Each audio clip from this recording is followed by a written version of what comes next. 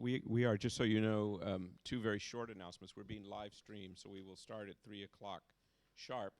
And secondly, as you may have noticed, for the first time, and I've been doing this for 15 years, the microphones have failed. So we're going to have to use a hand mic, which is fortunately working. These radio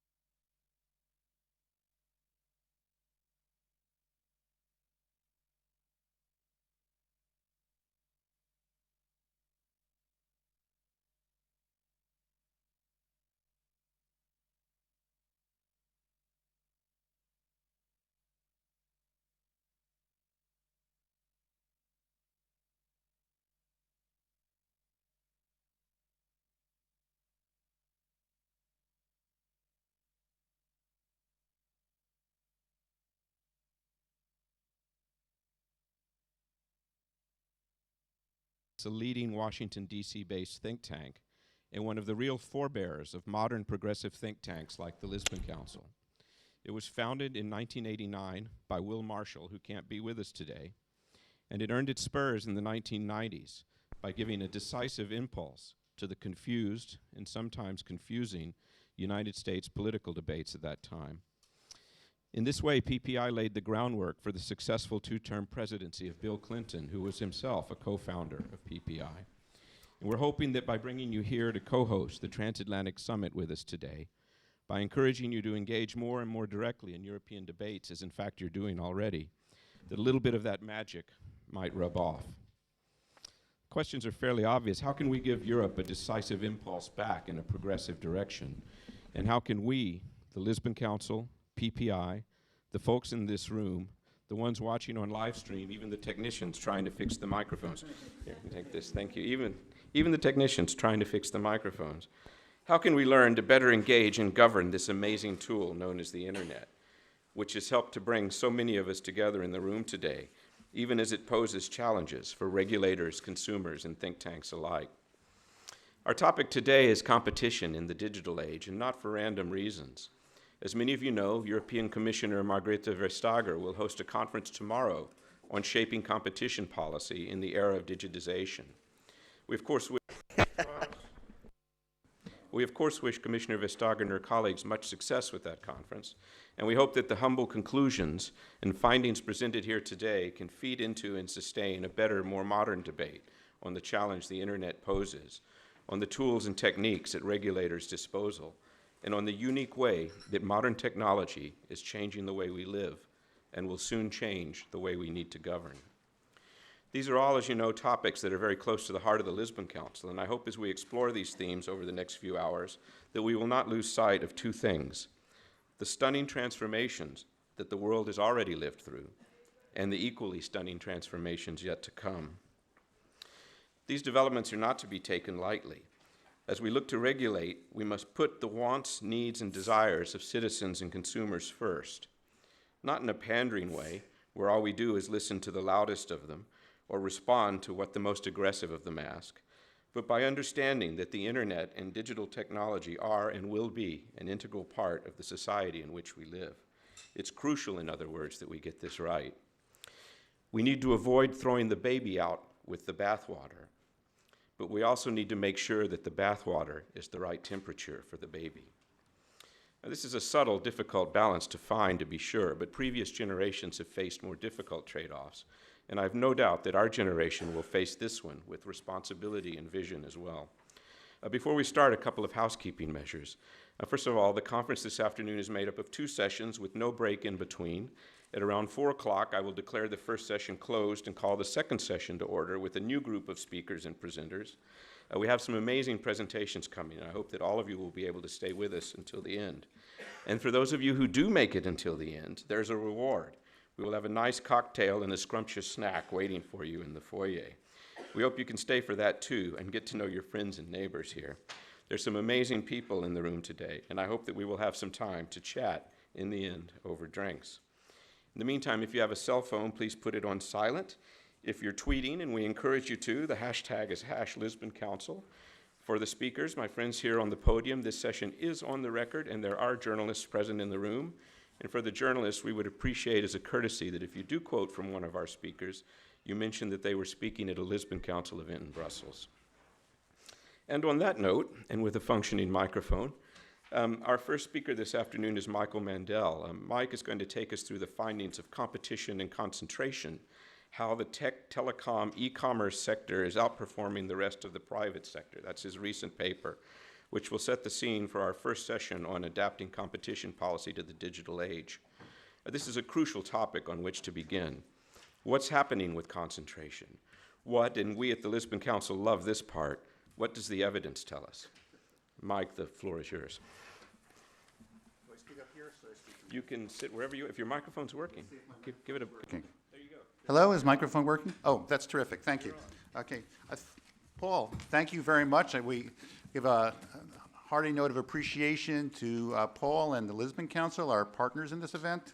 Paul mentioned some of the history of the Progressive Policy Institute. We focus on growth, innovation, and competition, and we adopt a global focus. We spend a lot of time in Europe, in Asia, in Latin America, because what we see is that the issues are not domestic, they're not restricted to one country or one region, but they're very global. So there's a little conference this week going on. Perhaps you've heard about it? Perhaps. I view this conference, not this one, but the other little one, as part of a transatlantic movement towards a more expansive view of competition policy.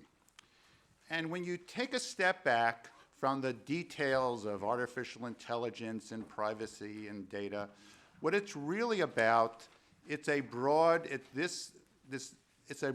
narrative which is designed to explain slow productivity growth and stagnant living standards in Europe and the United States. And the narrative that this other conference is part of runs something like this. First, many of our industries, and when I say ours, I'm sort of talking about both about Europe and the United States, many of our industries suffer from a long list of economic ills: slow productivity growth, falling labor share, stagnant real wages, weak job growth, and above average price increases, however above average is defined. The second part of this narrative looks and says, well, maybe what's happening is that concentration is increasing and incumbents with market power are acting to protect the status quo and choking off innovation and growth. And the third part of this narrative says that strong and consistent competition policy can play an important role in fixing these macroeconomic problems. This is the political framework here that animates this new view of competition policy. It's rooted in slow growth, stagnant wages, flat living standards, and so forth. It may surprise you that I do not disagree with the broad lines of this narrative. I do agree that there has been an increase in concentration overall, and that competition policy can be a powerful tool for helping fix macroeconomic problems. But there's a difference. We have to remember that you were using the baby in the bathwater example. We all like metaphors. When you're using a powerful tool, it's important to be using it in the right way. So when examined closely, my view is that the macroeconomic data does not single out the tech, telecom, e-commerce sector, otherwise known as the digital economy, as a particular problem. You go through the studies, you go through the data, and you find very little that points to these companies, this sector, as being a problem. In fact, our analysis shows that the tech, telecom, e-commerce sector convincingly outperforms the rest of the non-health private sector on every economic measure that is relevant to workers and consumers. Productivity, wages, labor share, prices, innovation, benefits to workers and consumers.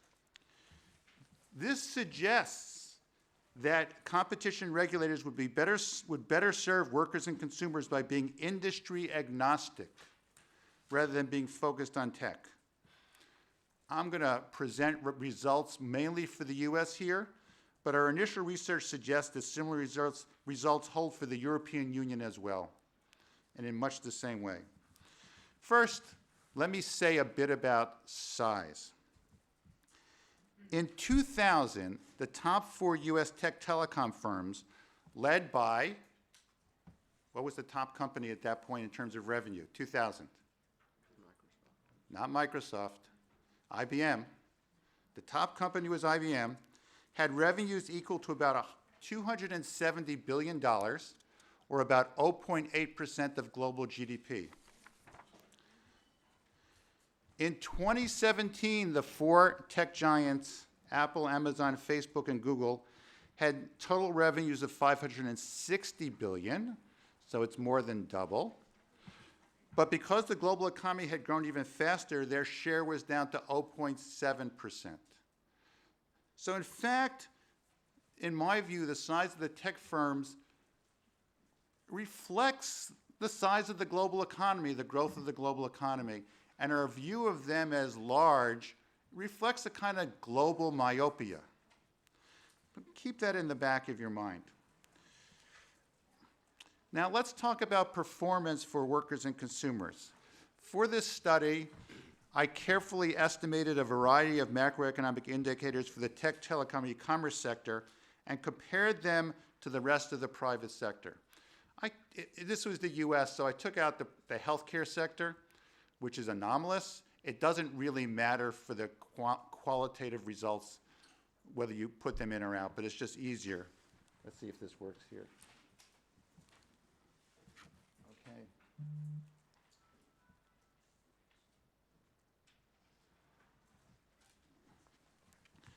Okay, so this is the central analysis here. Now, first, of course, I actually had to construct what the tech, telecom, e-commerce sector looks like in the data.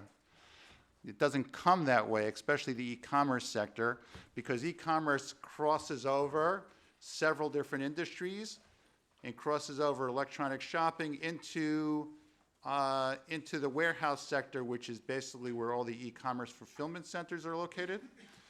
And so this is a combination of industries that you cannot, that's based on government statistics, but you can't read it right off of that. On the left-hand column, what you see is that this is the growth rate from 2007 to 2017 in the digital sector. And in the right-hand column is the growth rate of the rest of the private sector, taking out the healthcare industry, but the quantitative results are the same.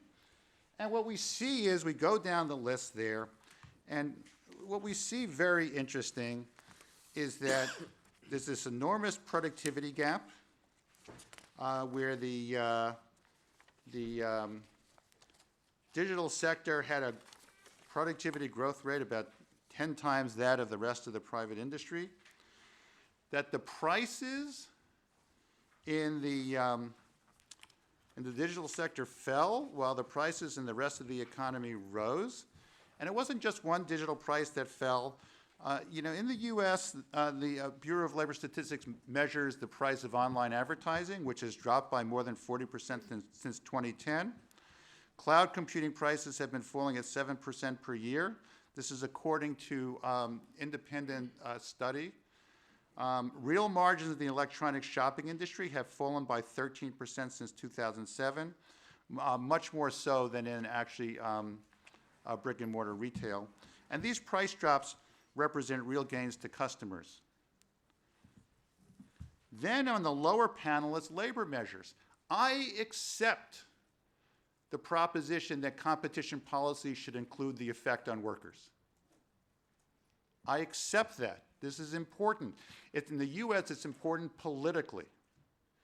I do not agree that we should just restrict it to the effect on consumers, but when we look on the effect on workers, what we see is that the digital sector is actually far outperforming the rest of the economy. The first line is the growth in full-time equivalent jobs, 14% increase since 2007 in the digital sector, only 3% in the rest of the economy. Now, this is driven basically by every digital company. It's the Amazons of the world hiring lots of workers in fulfillment centers. It's the Googles of the world expanding. It's the Apples of the world expanding. It's actually astonishing if you sort of look, if you compare the growth rate of employment in the digital companies with the old industrial companies at the beginning of the 20th century, the curves look exactly alike. This is a paper that I did last year. If anybody's interested in the pictures, I can lay down Google and Amazon and Apple on top of companies like GE and GM and so forth, and it looks just the same. Then we come to the pay question, and the real annual pay per worker in the digital sector has grown by more than twice as much as opposed to the rest of the economy. And fascinatingly, labor share. Labor share is an extremely important number because really one of the main criticisms that have been levied against the tech folks is that they have not spread the wealth. And if you look at the data, what you see is that the labor share in the digital economy has been more or less flat since 2007. I've got a time path in the paper, and it's fallen by 1.3 percentage points in the rest of the economy. This is important because what it suggests is that the gains from productivity growth in tech are being well distributed to consumers and workers, and that whatever gains are going on in the rest of the economy are not being well distributed. And so when you sort of read studies that talk about rising profit margins and rising markups, look at these studies very closely to see which industries they're actually talking about, whether they actually have the data to sort of say that it's the last 10 years of the tech boom, or whether the data is before that, or they're able to identify which industries are going on. It is true that when I run these same analysis for the European Union, I get very similar results. And let me just show you one piece of that. This is a chart on real margins in the electronic shopping industry. It's hard to see. The light blue line is electronic shopping. The dark blue line is general merchandise, department stores, and so forth. And you can see that real margins have actually dropped a lot more in electronic shopping than they have in retailing as a whole.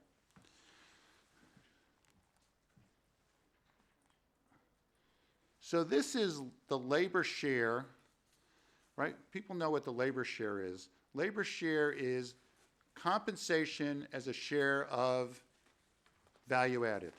Value added includes profits, rents, interest payments, or some non-income related taxes. So labor share is a proxy measure for how well workers are doing compared to, say, capital. It's the share of the output.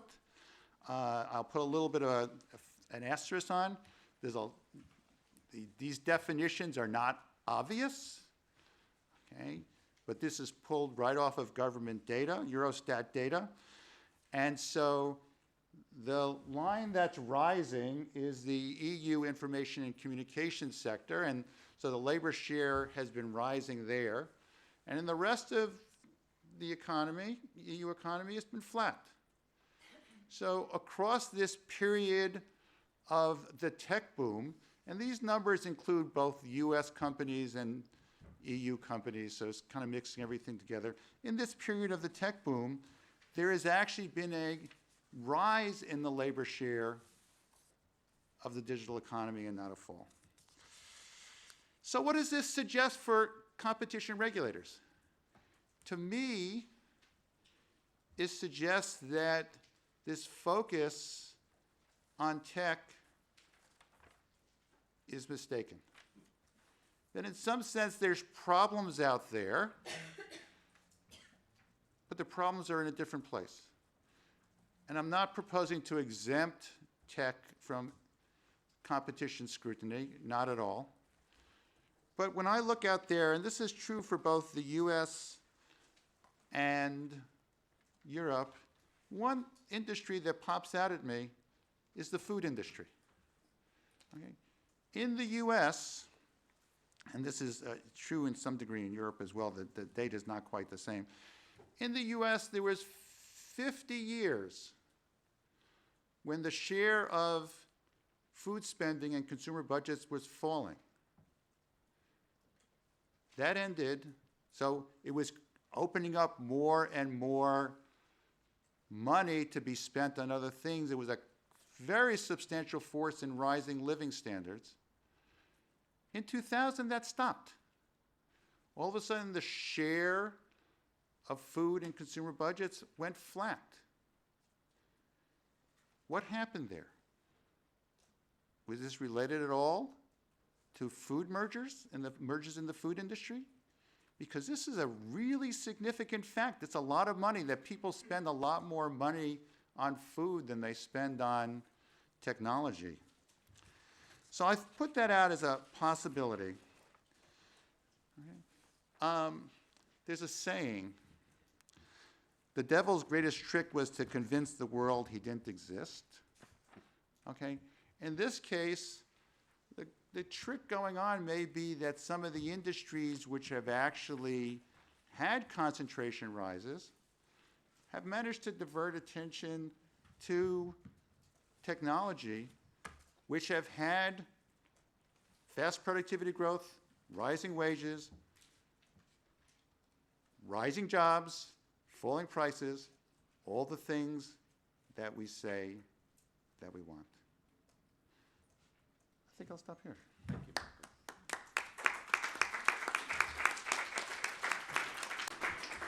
you. Am I right that those charts are also in your paper, or were those prepared specially for our session here today?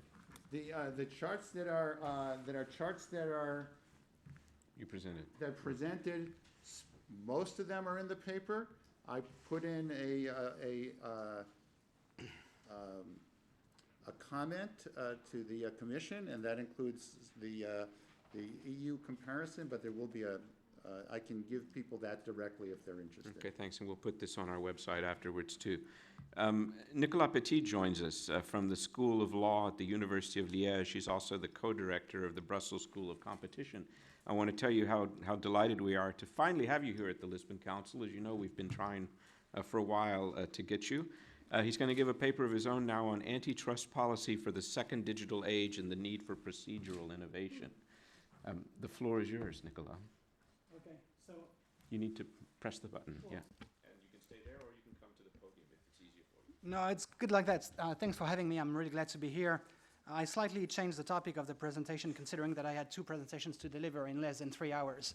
I thought, as a rational economics-driven person, I thought to myself, economies of scale probably makes sense here. And so I slightly changed.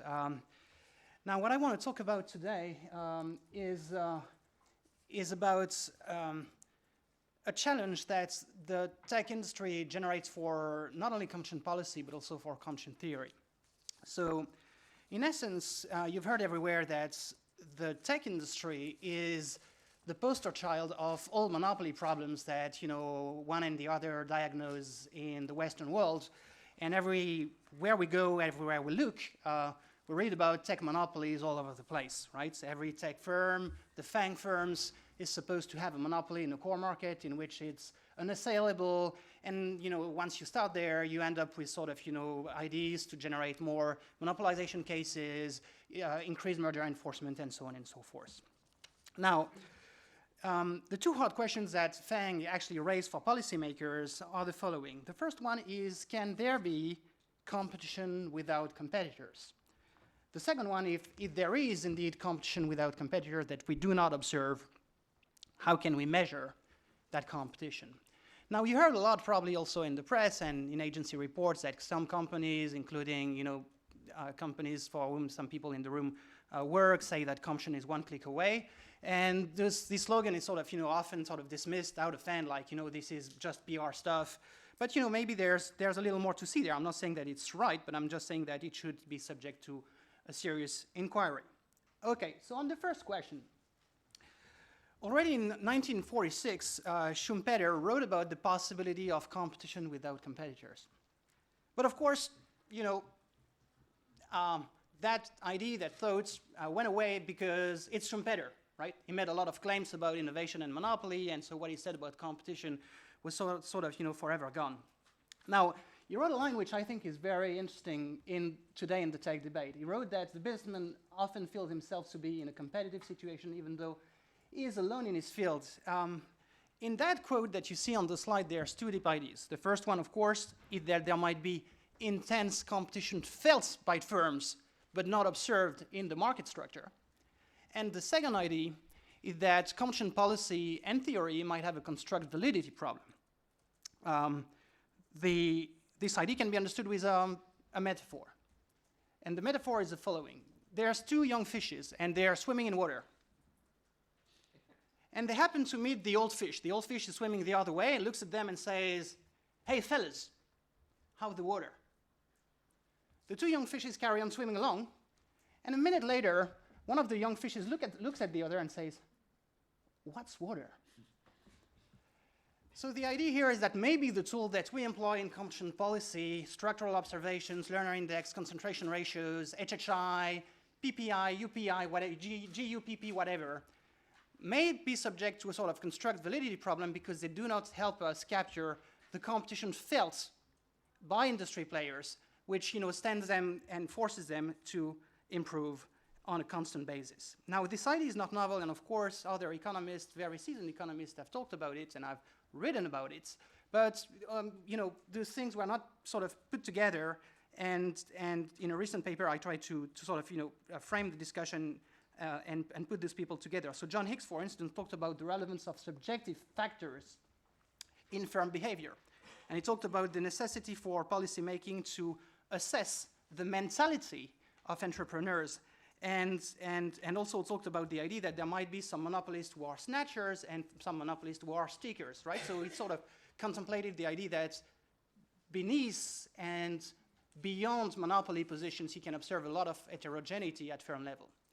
Another economist, Harvey Leibenstein, talked also about that. He said that it's very relevant for policymaking to assess a firm's degree of effort in trying to disrupt itself. So the idea is you try to look at whether the company under scrutiny, even though it has a monopoly or oligopoly position, hustles to change itself, to improve on its behavior and on consumer welfare. So with that background, that's what I try to do in a recent paper and in a forthcoming book. Actually, the book is taking a bit hit due to these two conferences today.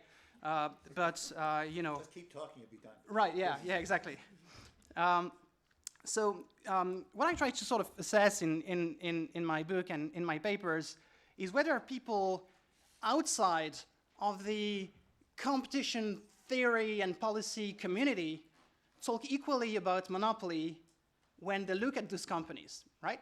And the test here is that the hypothesis is that competition theory might have a bias in favor of structural measures, which prevents it from observing competition that other people, experts in their communities, do see when they look at those companies, right?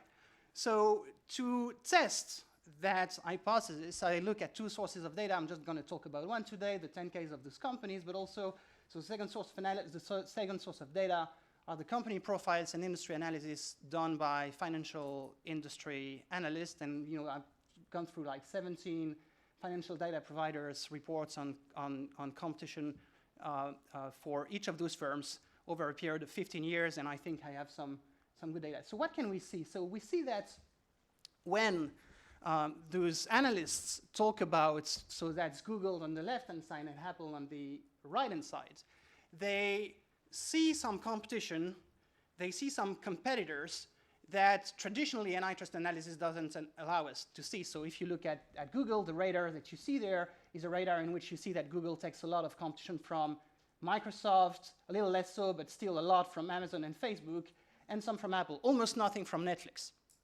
right? If you look at Apple, the surface of competition is much more thin, and you can see that Apple takes a ton of competition from Microsoft, but much less so from Netflix, from Google, and from Amazon, right? So I'm not just saying here that this is the right way to look at competition. I'm just saying that people with expert tools, methodologies, and data tend to cast a distinct perspective on the process and intensity of competition in digital markets. So now moving back to the previous slides, what you can see in those analyst reports and in that kind of 10K reporting, SEC reporting source of data, you can see a lot of heterogeneity across those firms. So some look less competitive than others, some look more competitive than others. You also can see a bunch of features which are sort of on average recurrent in the data. So you see a lot of talking about conglomerates. Some are large conglomerates like Google or Amazon. You could say they are wide conglomerates. Some firms have much less large conglomerates. You can think about Netflix as an obvious example of a very thin firm. You can read a lot about uncertainty in the markets, R&D intensity, firms with high R&D intensity levels, others with low R&D intensity levels. So, Google, Facebook, sky high, Apple, much lower. And you can see also a lot of serendipity with some firms, less serendipity with others. Serendipity is the idea that some firms in the gang, in the FANGs, tinker with product launch, tinker with innovation, they experiment, they put products on the market, they phase them out. It's not goal-driven, the research, and so you can see a lot of heterogeneity there, and we don't capture that with current tools. So how do we measure that? I'll be very quick. So I think there's, to some extent, a sort of four-dimensional competitive game to which those companies participate. And the world of antitrust policy is very one-dimensional. So we look at competition in antitrust in product and service markets. We much less look so into competition for labor, competition for capital assets, that's for sort of VC and the acquisition of firms, acqui-hiring and exits and so on and so forth. We don't look so much into competition against the non-consumption to create new markets, so that could be driverless cars, for instance. And we don't look at competition within the company. So this is a sort of terra incognita for economic theory. Within the firm, it's all hierarchy, there's no competition. Well, in fact, if you look at some of those companies, they've sort of institutionalized competition inside. Think about Baidu or Tencent, right? They have QQ and WeChat competing against each other. Think about Facebook. It has Messenger and WhatsApp. Think about Google. It has stakes in Uber and Waymo. So maybe there's some sense to make of that internal competition within the firm. All right. So the sort of theory that the sort of movements that I like to see in competition policy on that basis is not sort of throwing all the structural analysis all together, but enriching that, trying to capture the degree of competitive pressure that bears on the company. And we need to invent, we need to be creative, we need to be humble, but we also need to be creative. We in Europe, we have this sort of, I think, comparative advantage as opposed to sometimes what you see in the US where everything is ideological, right? You enforce, you're a lefty. right? You don't enforce you're from the right wing. It's like, you're a bad conservative or you're a crazy liberal, right? In Europe, we don't have that. We're very pragmatic in the way, we think about it. Don't take it bad. But I'm just saying that, the sort of discussion about, Chicago and neo-Brandis and stuff sort of, is not helpful. It's just not helpful. I think in Europe, a lot of people are ready to sort of, contemplate and look at the evidence, much, like the evidence you just showed. And this is probably the right place to do it, to, try to experiment, try to think about new ideas. So in that respect, I think it would make sense to try to capture whether a firm with a structural monopoly position is subject to a change constraint. The change constraint being a derivative for the degree of competitive pressure that it has. So if you say, Facebook is a monopolist today, 2019, and was a monopolist 2015, this is not the right way to think about things. The question is, has this firm incurred and promoted change within the company over those 4 years? Has it been trying to hustle, to change internally, trying to put new products to market, improving security, privacy, or actually not doing that, trying to promote planned obsolescence, or trying to sort of put prices everywhere it could, saturate the environments of consumers with advertisement everywhere. So this is the sort of stuff that we would like to measure, I think, in competition policy, the degree of pressure assessed through the change constraint that bears on those companies, and I do think that we can observe a lot of heterogeneity there and possibly ground for enforcement, but also ground for less enforcement, depending on the firm and the inquiry. So I'll close with one slide. To me, it's a bit like Game of Thrones. Digital Westeros, right? The Fangs, they're like the families in the very famous HBO show, right? The question being, who's Amazon, who's Google, who's Facebook, and who's Microsoft, right? So my hunch is Amazon is the Targaryen. It's an army. It's very well organized. It's large. It has a lot of people on its platform. I'd say Microsoft is the Starks. Its monopoly was decapitated a long time ago. And now it's the wise man of digital Westeros. And Apple, to me, is a bit of the Lannisters. A big pile of cash. But that's my hunch. It's just a hunch, and the data may actually change the association to Game of Thrones families. Thank you for your attention. Thank you for that, Nicolas. I'm going to have to bone up on my Game of Thrones clans to understand your last point there, but I think there might have been something profound in there, but I didn't quite understand it. Adina Claici joins us. She's the director at Copenhagen Economics, also a former member of the chief of economists team at Competition. Adina, we've given you a very hard task, which is coming after two outstanding speakers, but I know you're up for it. I'm wondering if you have any thoughts or comments on what's been presented here already, and I look forward to hearing your additional thoughts and comments on whether the competition framework is fit for purpose, and if not, how we fix it.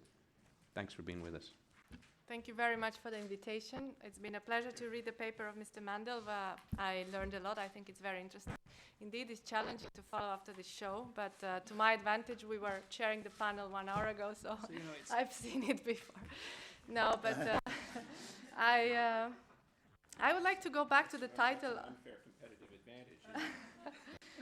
To go back to the title of this session, the Transatlantic Summit, and I will just put down. I don't have slides.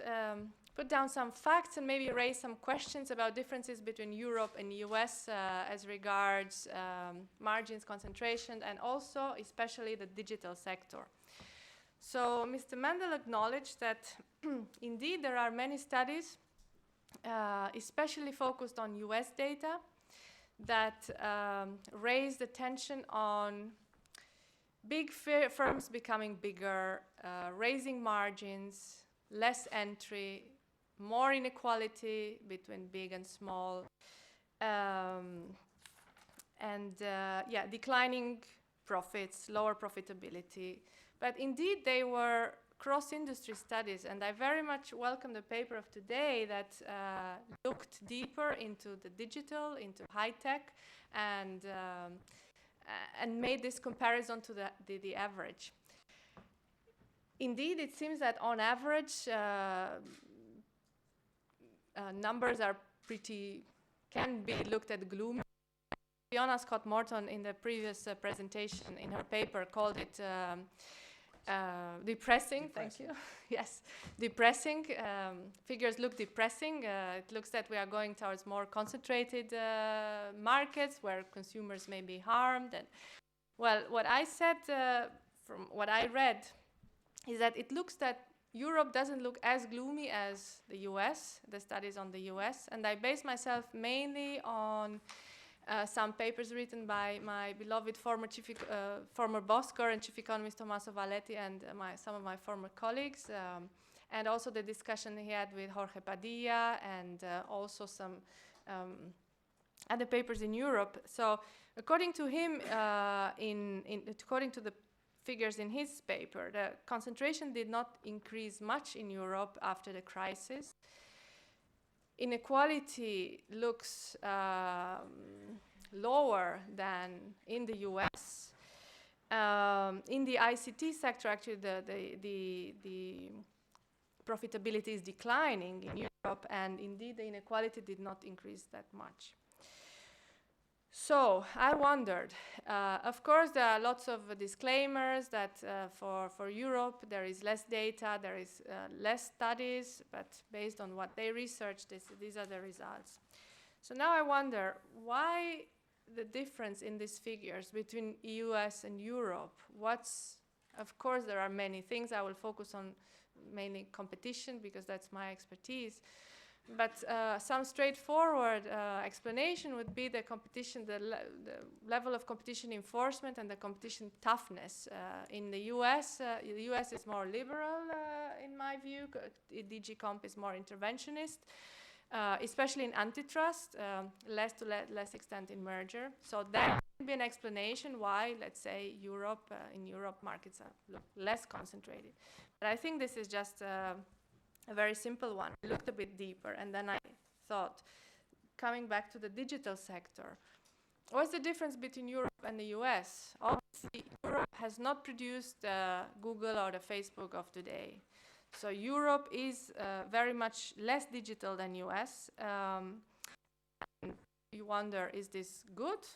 If you think of, Google, Facebook produced this because of that, I mean, what you said contradicts this, but some studies say that they contributed to this increase in margin concentration, markets that winner takes it all and all this. So in Europe, we don't have this. So maybe are we sheltered from these market power problems in Europe? Is this a good thing? I wouldn't think it's a good thing, and I think also DG Comp and the digital single market policy says it's not really a good thing that Europe is lagging behind US and China in digitalization. The European Commission produced a platform, a communication on platforms. Probably most of you are. And there are some striking figures there. So out of the number of platform studies, which are quite substantial, only or 15% in number and 4% in market value are born in Europe. The rest of them are American or Chinese company. And then I went back to the original study and I looked at which is the only European company in the top 20 publicly traded companies in these platforms. Do you know which is? I was surprised. It's apparently SAP, which is not really a digital platform as we think of those, and which is the only privately owned platform in the top 20, the only European in the top 20. No, Spotify, apparently. That was at least the case in the 2016, I think, when the study was undertaken. So this is really depressing, I think, for Europe, I think for the European regulators, and it doesn't look very good. Of course, these facts did provoke politicians and other people in the community asking or advocating for an industrial policy that should help companies to become European champions in order to be more profitable on the global scale. Was this agreeable in all circles of the community? Not really. I think the Competition Commissioner Vestager is against a lenient competition policy in order to help the creation of European champions. So far, that's the line. And I, as a competition expert, I do tend to agree with it, and I very much like the arguments put forward in economists recently that actually there are other problems in Europe, not as so easy to solve, but European markets are much more fragmented than US and China. There is no scale in Europe in one country. Digital companies in Europe that are born in one country are facing this market fragmentation problem, so are facing the difficulties of gaining scale in order to grow beyond the borders. So there is market fragmentation in labor markets, there is fragmentation in capital markets, so it's not easy in Europe to grow and to achieve this scale. Of course, reforming these problems is not an immediate solution. And I would add to that there is also fragmentation in the enforcement of competition policies across Europe. So unfortunately, not all competition policies in Europe follow the Commission standards. There are companies, we have been in my new job in the private sector. Yeah, there's a problem with your microphone, sorry. There is? Switch it off, yes. Okay, there is. Oh, okay. I have been in contact in my role in the private sector with companies that were complaining against the activity of the National Competition Authority, and they were actually screaming for help to the Commission. Commission, help us enforce a standard, a European standard, so that we are not we can grow beyond our borders. We are not stopped by a competition, but by a local, smaller competition policy that doesn't have the same standards. So I think that's also, and I know the European Commission is working on this, the harmonization of the competition enforcement in Europe, but this may contribute to this problem of the fragmentation. So these are my comments. Okay, thank you for that, Adina, and I agree with you completely. It was a topic I raised at lunch a bit earlier today, that market fragmentation is an issue that we should look at for a solution to many of these problems that we're talking about here today. We have a few minutes for questions. Please, the gentleman just here. And where's the microphone? Yeah, we got it. And if you could introduce yourself, please, we'd appreciate it. Yep. Hi, I'm Robert Dane from the German Perm Rep. I'm the Telecoms attaché there. So we don't really deal with competition, but with digital as a whole, let's say. So I was wondering, when I heard your suggestions that you draw out of your paper, if you can really draw these conclusions from the data that you have gathered there. I mean, you say that the tech sector more or less performed better than the rest of the economy, but I mean, shouldn't you do more like a counterfactual analysis how the tech sector would have performed with a better competition environment, let's say? As such, just a comparison of the tech sector, where I think a lot of innovation, of course, takes place and a lot of money goes also. If it's justified or not, I don't know. I mean, it's somehow obvious that it performs better than maybe agriculture or whatever, or the steel sector, let's say. So, by the way, agriculture performs quite well too. Go ahead. That's a wonderful question. Let me use a metaphor, since we're doing metaphors today. Suppose you've got two cars in your garage. One of them runs really well, fast, powerful. Okay. The other car is broken down. Okay, it barely runs at all. Okay. If you have only a limited amount of time to work on a car, limited amount of money and time, would you rather work on the car that's running really well or the one that's broken down?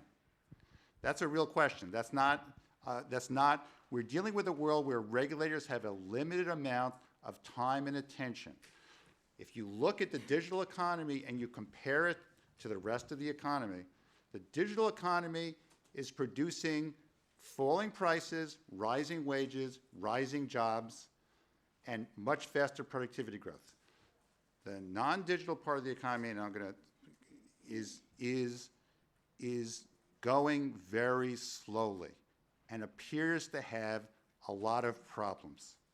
And so if I go, and the question you raised about national champions hits me really hard. I do a lot of work in digital manufacturing, which is and digital manufacturing platforms. And this is an area where Europe is actually doing very well. We could talk a lot about that, and German companies are doing well. Digital manufacturing platforms are not just German, but all across Europe. And the question is that going to be encouraged by the national regulators or discouraged? And to me, that's a much bigger issue going forward than trying to sort of fine-tune your fast-moving car to get a little bit more performance out of it. So yes, I'm proposing a different form of competition analysis.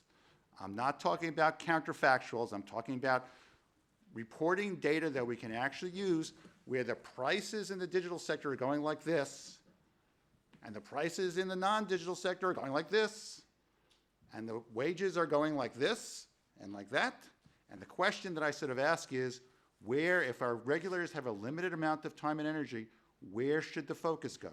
So, yes, you hit it right on the head. Is I'm proposing not counterfactual, which I'm an economist. I do counterfactuals, but I want to look at the data first. Then you go where the marginal output is higher. I go where there's roadblocks to progress, okay? And where I look across the economy, I don't look, okay? Tech sector has all sorts of problems, okay? We can wake up in the morning and we can see it, but I could solve those problems and maybe I get this much gain, okay? I go and solve a problem in manufacturing, okay? Maybe I get that much gain. And it affects more people, and it affects a wider swath, and it affects everybody. So that's kind of, I'm making a political economy argument here as well as an economic argument. Okay, thanks. Are there more questions to the gentleman here and here? We go there first. Marcin Grajewski from the European Parliamentary Research Service.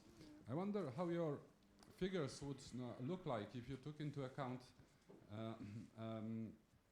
rest of the private sector, where the growing number of digital applications are increased, are increasing. Would the labor share would look that well? Would the real annual paper worker be that kind of good? So you want me to take more than one question? Yeah, let's take one more if you don't mind. It may not be for you, but I understand. Max Galler, Deputy Head of Unit at the European Commission, DigiComp. I have a question for Professor Petit, in fact, on the slide on 4D competition, which, if I understood well, but I'm not sure if I understood well, it means that Google would be constrained by Apple, but not vice versa. And I wanted to understand how it comes. okay, thanks. Good. Mike, you want to go first since the first is to you? Yeah. So surprisingly enough, the amount of digitization in the rest of the economy, leaving out when I divide the economy into parts that have been digitized and parts that haven't, only about 20% of the economy has been digitized, including financial services and including a couple of other industries. 80% has not. And so when we're talking about digitization, it is much more concentrated than you think that it is. And there's a couple of places where it is growing. One is distribution via Amazon, where you're having big productivity gains. The other is we're starting to see the beginning of digital manufacturing, which I consider to be extremely important. But if I go and I look at the number of software developers that most manufacturing industries employ, it's like this. Changing, but it's like this. So yeah, it makes a difference, but not a big enough difference to sort of warrant the change. And Nicola? Yeah. Yeah, sure. You can hear me. You're very close. So one thing which is very intriguing in the so data that I look, a financial analyst and reports is, sometimes when those people look at, Google, they would tell you that Google is subject to a lot of competitive pressure from Amazon. But when they look at Amazon, they say Amazon is not subject to any competitive pressure from Google, right? And so you can sense a distinction between bilateral competitive relationships where two firms are reciprocally competitors to each other, and competitive relationships in which one firm may be a competitor to the other may not be a competitor to the former. Now we know from antitrust practice that those substitutability between products does not necessarily go two ways, and we've had cases where those dynamics have been discussed, and we can pretty much well understand that. But again, I think this tends to enrich our understanding of structural measures. Again, market share, learner index, and so on and so forth, and we would need to capture that in the analysis. That I understand. I mean, I'm familiar with one-way competition and this kind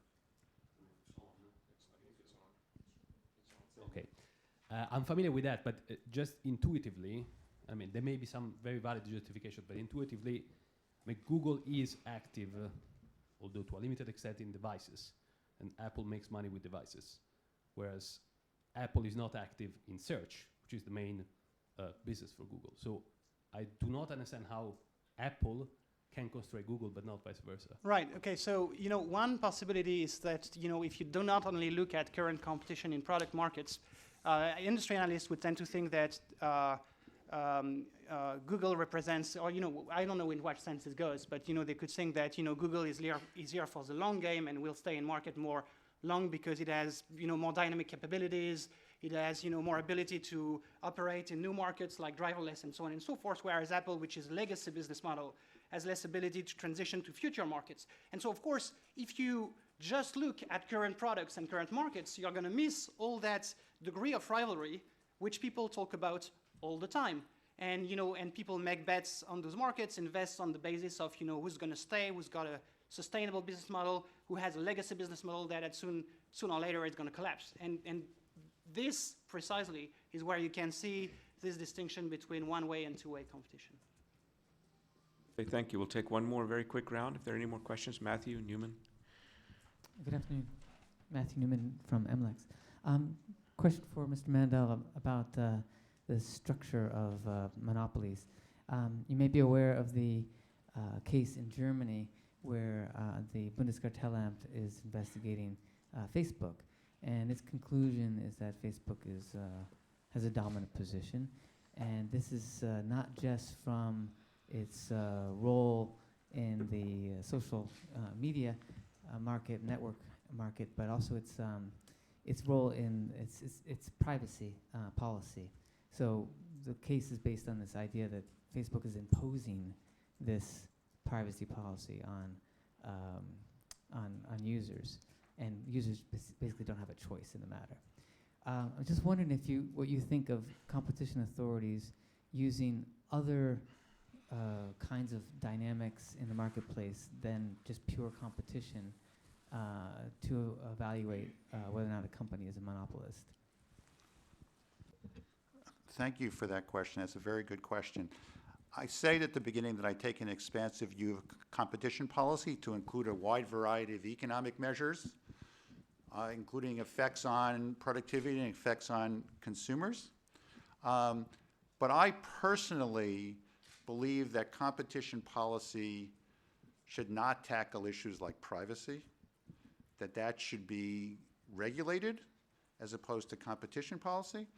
In the end, that may be a distinction without a distinction, but we're already trying to push competition policy further than it was going, and if I have the feel of where the privacy discussions go, it's not just about competition, it's about a whole bunch of other issues, and it affects not just the big companies, but smaller companies as well. So I would put it into the regulatory framework rather than the competition framework. Okay, thanks. Adina and Nicola as well, given the transversal nature of this question, would you like to come in on it? Yeah, at the beginning I was very angry with the Bundeskartellamt going after a company for infringing any other law than competition law, because I thought, okay, just assuming they are dominant, we don't know yet, the decision we haven't seen, but assuming they are dominant, what if they kill the person? Should competition policy go after them because they infringe some criminal law? I don't agree with that. But then I started to read a bit more, and I also saw that DG Comp has attempted timidly to include privacy, as a parameter of competition. So if two companies offer products and one of the companies offer more protection to consumers through those products in terms of data protection, I think we can look at privacy as a parameter of competition, and then we should, competition policy is legitimate to have a look at that as well. But to the extent that that has a link with the product or the service offered and considered as a parameter of competition. Yeah. Okay, thank you. Nicola? Yeah, I think the tough question in the German case, yeah, I guess I'm not familiar with the German case, but I think the tough question is whether reductions in privacy are caused by market power, and so you could actually test for that by showing that you can observe reductions in privacy in firm or platforms which do not have market power. So the reduction in privacy quality can be observed with firms reported to have market power and not market power. Hence, reductions in privacy are not sort of, the root cause of dominance are not caused by dominance. And so until and unless this question is addressed, this case makes no sense from a competition perspective in the traditional sense. And like my colleague said here, this moves us back to the 1970s, early 1980s in the US, where the chairman of the Federal Trade Commission, a gentleman called Michael Perchuk, said that firms with market power should be liable under antitrust law standards for almost any and every violation of other pieces of legislation. So say a dominant company decides to break away to a tax haven and violates the tax legislation, that's an abuse of a dominant position. And so if you do that, you move to that ocean of potential theories of liability where you end up trying to draw the line between what's lawful, what should be covered by competition and not. We had clear ideas about that. We have less clear ideas about it. I'll close with one thing. Uncertainty is not good for innovation. So maybe we don't want to move competition and enforcement there. Thank you very much. And on that note, I'd like to invite, first of all, on stage Fabien Curto Millet, Kai-Uwe Kühn, and Aleksandra Boutin. And I'd like to invite all of you to join me in giving our first panel a very warm hand for an outstanding discussion. Thank you. I enjoyed the presentation. Thanks. And while they flip the stage over, I will perhaps begin my introductory remarks from the stage here. Thank you, guys, and thank you to the new folks coming in. One of our guiding principles One of our guiding principles at the Lisbon Council is we're ready to talk about anything. If you want to convince us, show us evidence. If you want to move us, tell us your vision of the future, and tell us how we can work together to achieve it. It's a simple formula, but it's one which, as the anthropologist Margaret Mead once said, is the only thing that has ever changed the world. And with that thought in mind, and as soon as they're seated, I'd like to say it's an honor and a pleasure to have Fabien Curto Millet with us today. Fabien, as you may know, is Director of Economics at Google, reporting directly to Chief Economist Hal Varian, who is a legendary figure in these circles for a variety of reasons. By the way, Hal has sat in that chair before you, and we hope to have him back again in the not-too-distant future.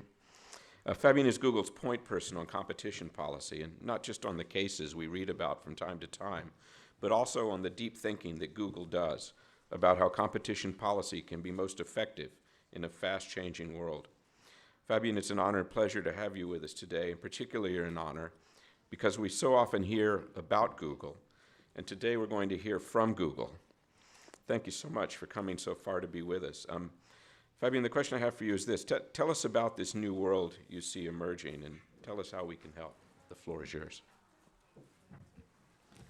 Thank you very much for the very kind introduction, Paul. Good afternoon, everyone. It's a pleasure to be with you today. As Paul alluded to, I've been at Google now for basically 8 years, leading the economic analysis on all our competition cases worldwide. As you can imagine, that has been a walk in the park. But it's given me a certain viewpoint over those issues, which I'd love to share with you today. And I feel like we are at a very special moment in the long journey to find a sensible regulatory framework to address the digital economy. But before I turn to those issues, I wanted to share with you one concern that I have and also one of setting hope. So the concern I have is that if I look back at the last decade, the mood music surrounding tech has soured considerably. That's observable by everyone. What's sad about it is that to some extent I feel it is starting to impoverish the public debate. I open the newspaper and read articles with lots of funky acronyms like GAFA, standing for Google, Amazon, Facebook, and Apple. Nicolas had FANG in his slides, so there are many of those around. Microsoft is strangely often forgotten in those acronyms. But in essence, there is a tendency now to lump all technology companies together, which is not necessarily super helpful, depending on how it's used, because it can obscure the analysis. These are companies that have very different business models. For instance, the role of personal data in the Facebook business model is very different from the place it has in the Google business model.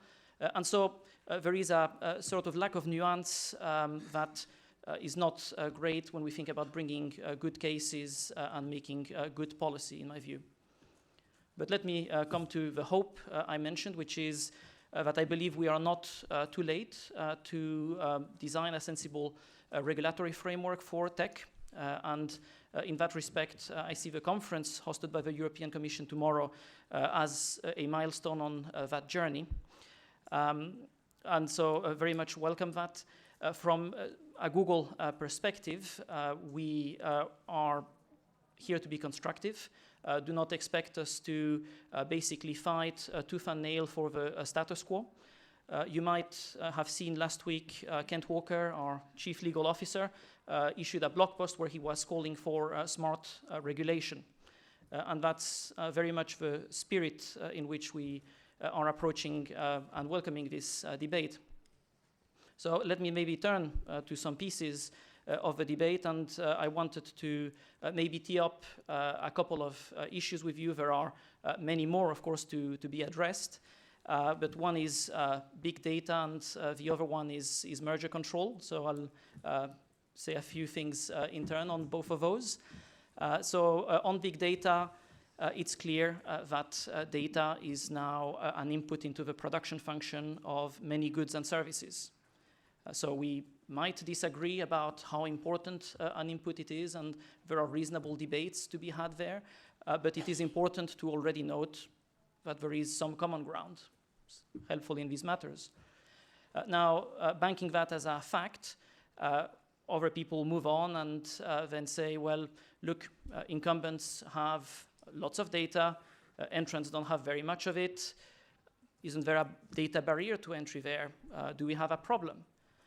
In practice, I personally do not think there is much of a problem anywhere I look, but that's a debate that's at least conceptually valid.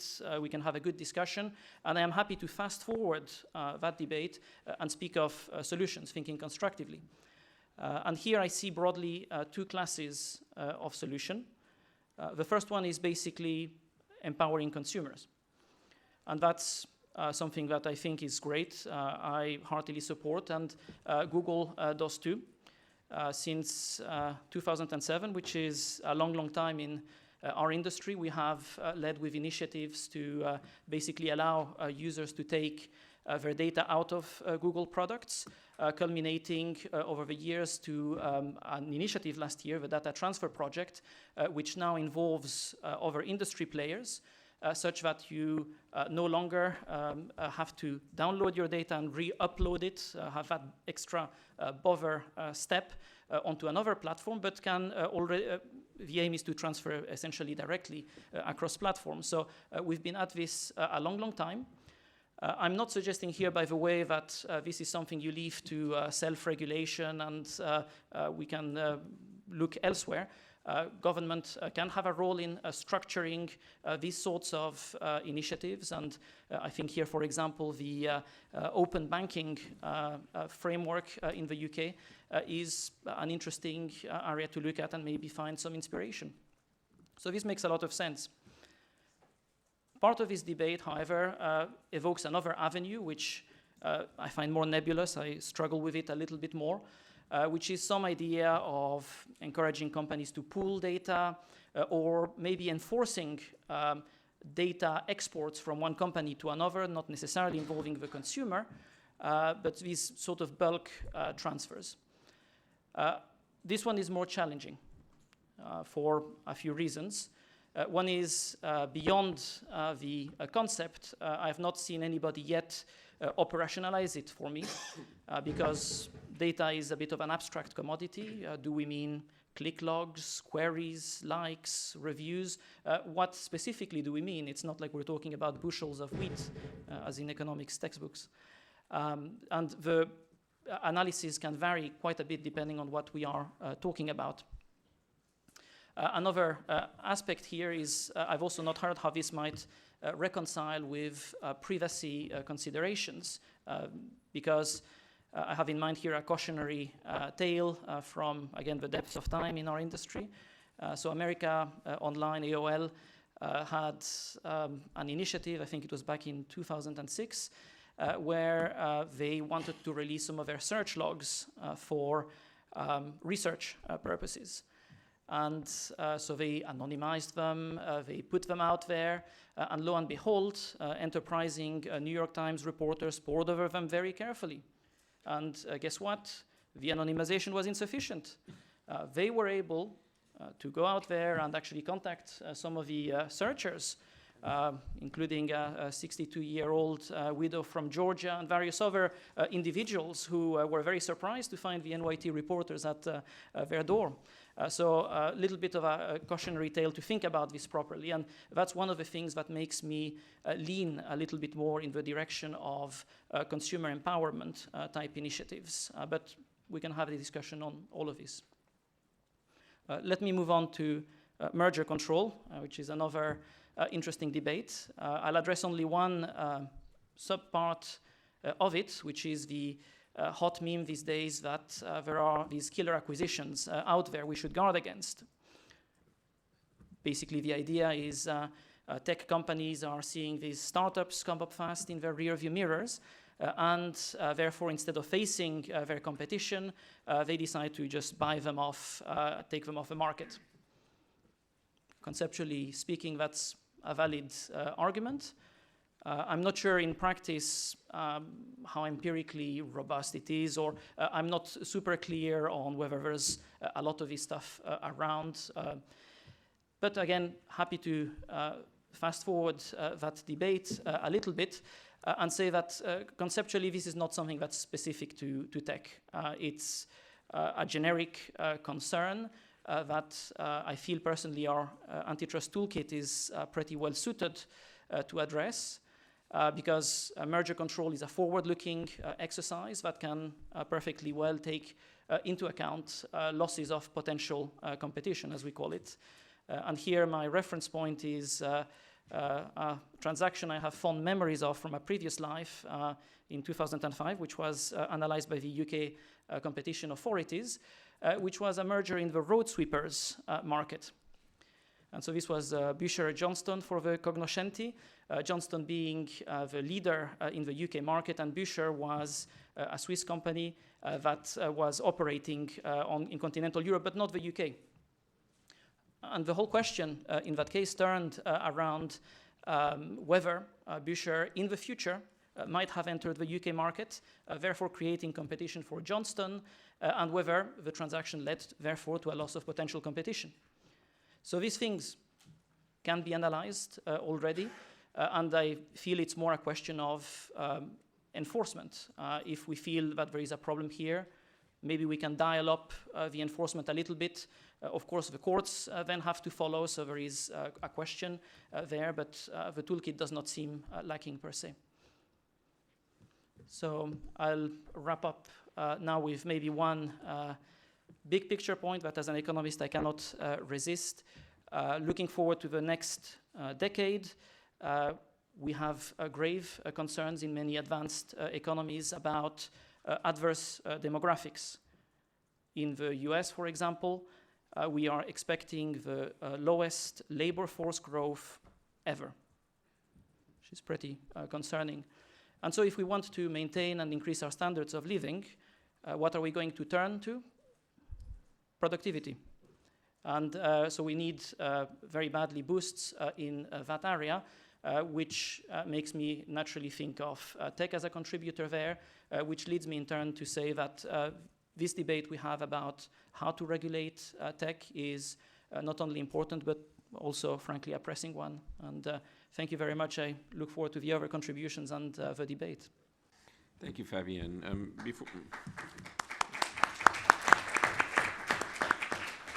Before we move on, I'm just delighted to hear you mention the issue of demographics at the end, and a bit astonished to hear you cite the example of North America, because we have an even bigger problem with it here. We've done sessions on it as well, and you're absolutely right. They all point to the same thing. Productivity growth is crucial, and not just as an economic indicator, but it's really what we need to sustain our way of life and our standard of living here, with all that that implies. Kai-Uwe Kühn joins us today for the first time. Which is not that surprising. When you were still chief economist, we tried to get you a few times, but I'll bet you've forgotten about that. We're glad you can be here now in your very interesting afterlife. Kai-Uwe is now a professor at the University of East Anglia, and in case you missed the reference, a former chief economist at the Director General of Competition. Would you like to join the debate? I don't need to tell you what the questions were, because you wrote most of them. The floor is yours. No, I guess I better join the debate, otherwise it wouldn't make much sense to put me on the panel. So I will try to stay clear from some of the questions that Fabien has just raised on big data, because they're, I think, particularly complicated, and kind of pivot this discussion a little bit more towards kind of the structure of potential interventions and regulation, and where we have been going with competition policy in these areas. And kind of point to a problem that what is biting us now are really deficiencies in competition policy analysis that we've accumulated over the years that now become particularly important when we're talking about platforms competition. One of the things that I'm always concerned about kind of in sessions like these is the first question one gets is, how should we regulate these industries? And my first question back is always, what do you think the problem is? And that's often remains fairly nebulous.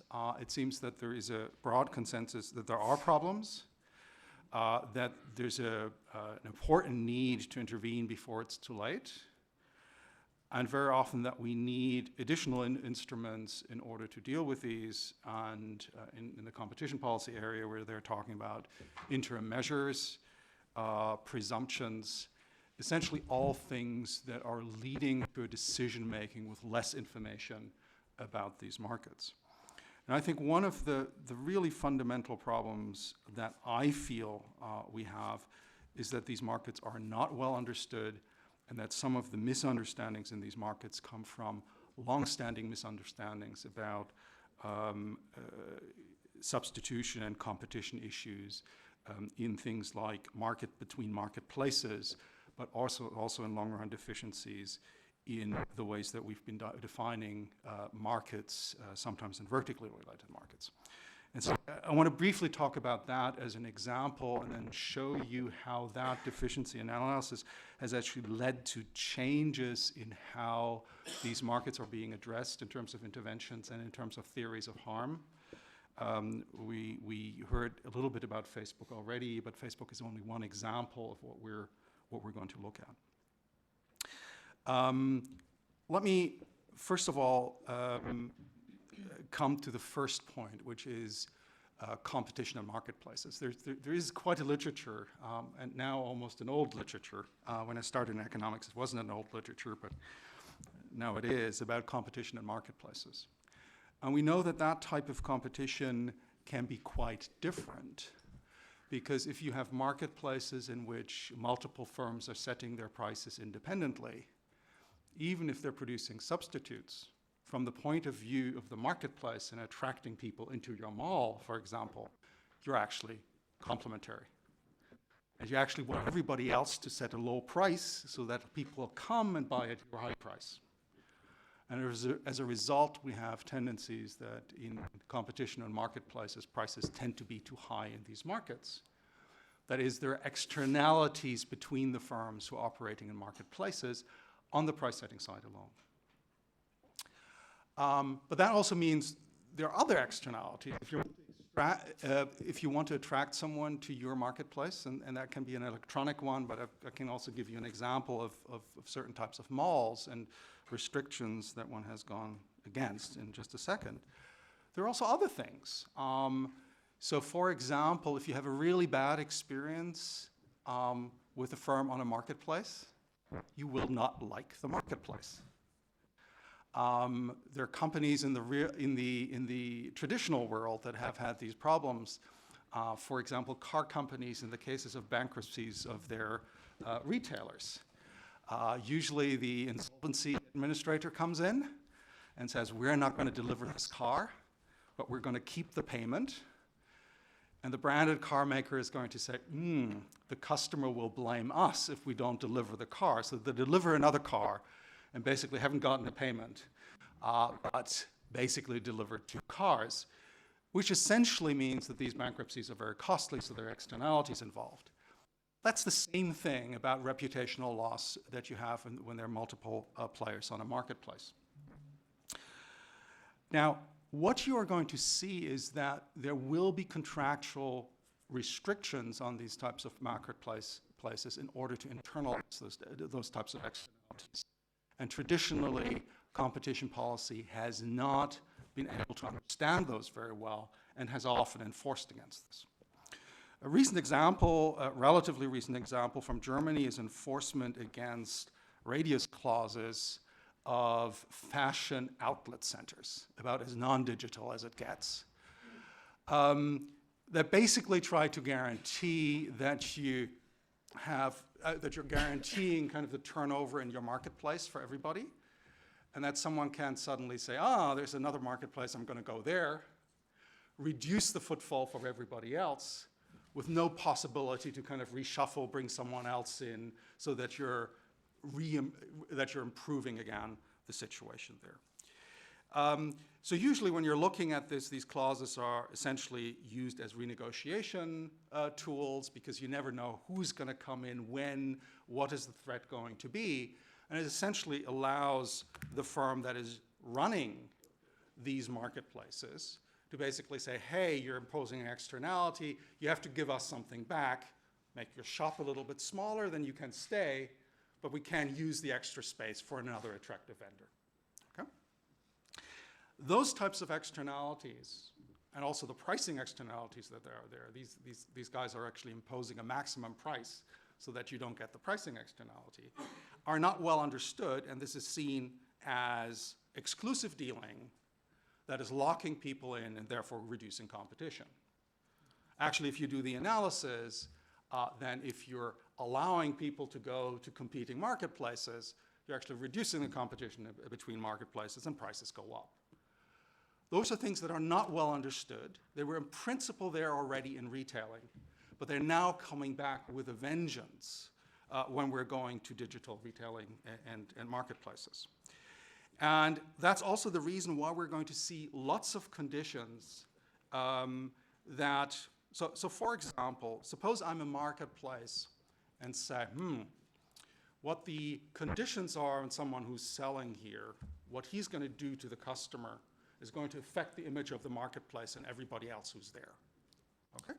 Do I get good customer service if I'm going on the website of, say, Trivago and someone else offers something there? Well, if you don't, people don't come to the website again. So you may be finding clauses in these contracts that are putting restrictions on to have minimum standards in terms of the customer experience that is in there. Now, what we're getting, and I think Facebook is only one example for this, which is a somewhat different platform, but in the spirit of this it is that we're saying we're seeing these conditions that are being imposed. We think they're really strict conditions. We don't understand them. Therefore, they must be abusive of a dominant position. Okay? In the Facebook case, I think it's particularly obvious that it's problematic. There's an idea that there's competition in privacy provisions. However, the evidence is that people are not substituting on the basis of privacy provisions. So it's independent of the degree of market power if there's no substitution. Therefore, competition policy isn't the right way to intervene. Okay? It's kind of the end of that. However, what Facebook is doing, and what's really important for these types of conditions, is that it's moved the way people think about, again, to an intervention that allows you to use less information. Let me just say, we're going to go away from what we had still in Microsoft and even in Google, that we're trying to prove that there's some foreclosure. And I think that has fallen under the table in the Google case even over time as the case went on. But now in Facebook, we have straight up questions of exploitative abuse, of being contractual conditions that are non-price becoming an exploitative abuse. We have no benchmarking of these things as we might sometimes have in price, but they're becoming the new intervention mode. We're seeing these cases now in France and Germany, also against Amazon. To some extent, these cases are about contractual terms and conditions. Again, what's the benchmarking here? But it is the tendency of trying to use instruments that require less proof and therefore also lead to interventions at a time at which the regulatory authorities do not really understand the way these markets operate very often.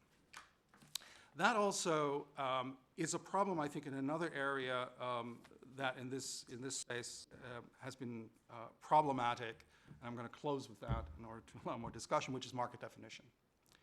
We have an old problem in market definition that there is a tradition to say anything that's vertically integrated is not in the same market as something that's not vertically integrated. Economically, that's completely false. Even the European Commission recognizes this, but only in the technology guidelines. There it basically says if there's downstream competition, it's the competition between the whole vertical stream that is important. We have exactly the same problem coming up that these things are not discussed, for example, in the hotel bookings cases, where the question of substitution between vertically disintegrated paths to the buyer have never been analyzed in any of these cases. And we have them a fortiori in situations in which you have competition between different business models.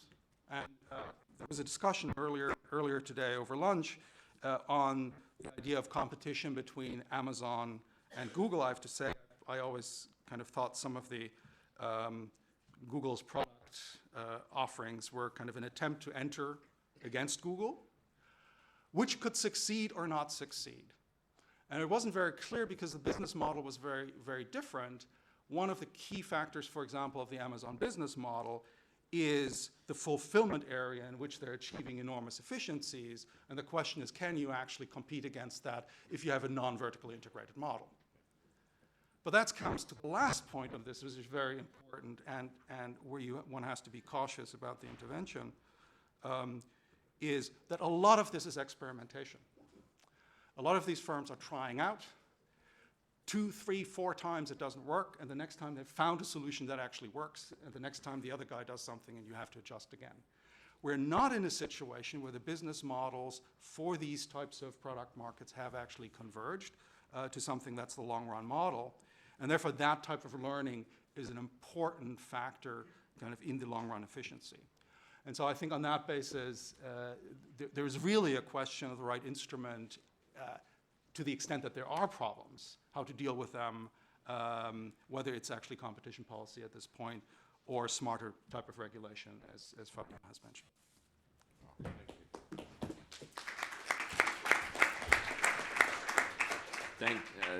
Thank you for that, Kai-Uwe, and thank you for not confusing us with difficult Game of Thrones metaphors. I'm going to be working on that one for a long time, Nicolas. Our third speaker, Aleksandra Boutin, is the founding partner of Positive Competition. She's also a former member of the chief economist team, I think the third one of you we've had here today. So we're actually delighted to see you guys involved in the debate, because obviously we think the questions are important and we look forward to your valuable perspective. Aleksandra, do you want to comment on any of the two presentations we've had already? But in addition to that, we of course want to hear your views about whether the regulatory structure is fit for the digital age, and if not, how we can fix that. The floor is yours. First of all, thank you very much to Lisbon Council and to PPI for inviting me to this event. I am very happy to be here.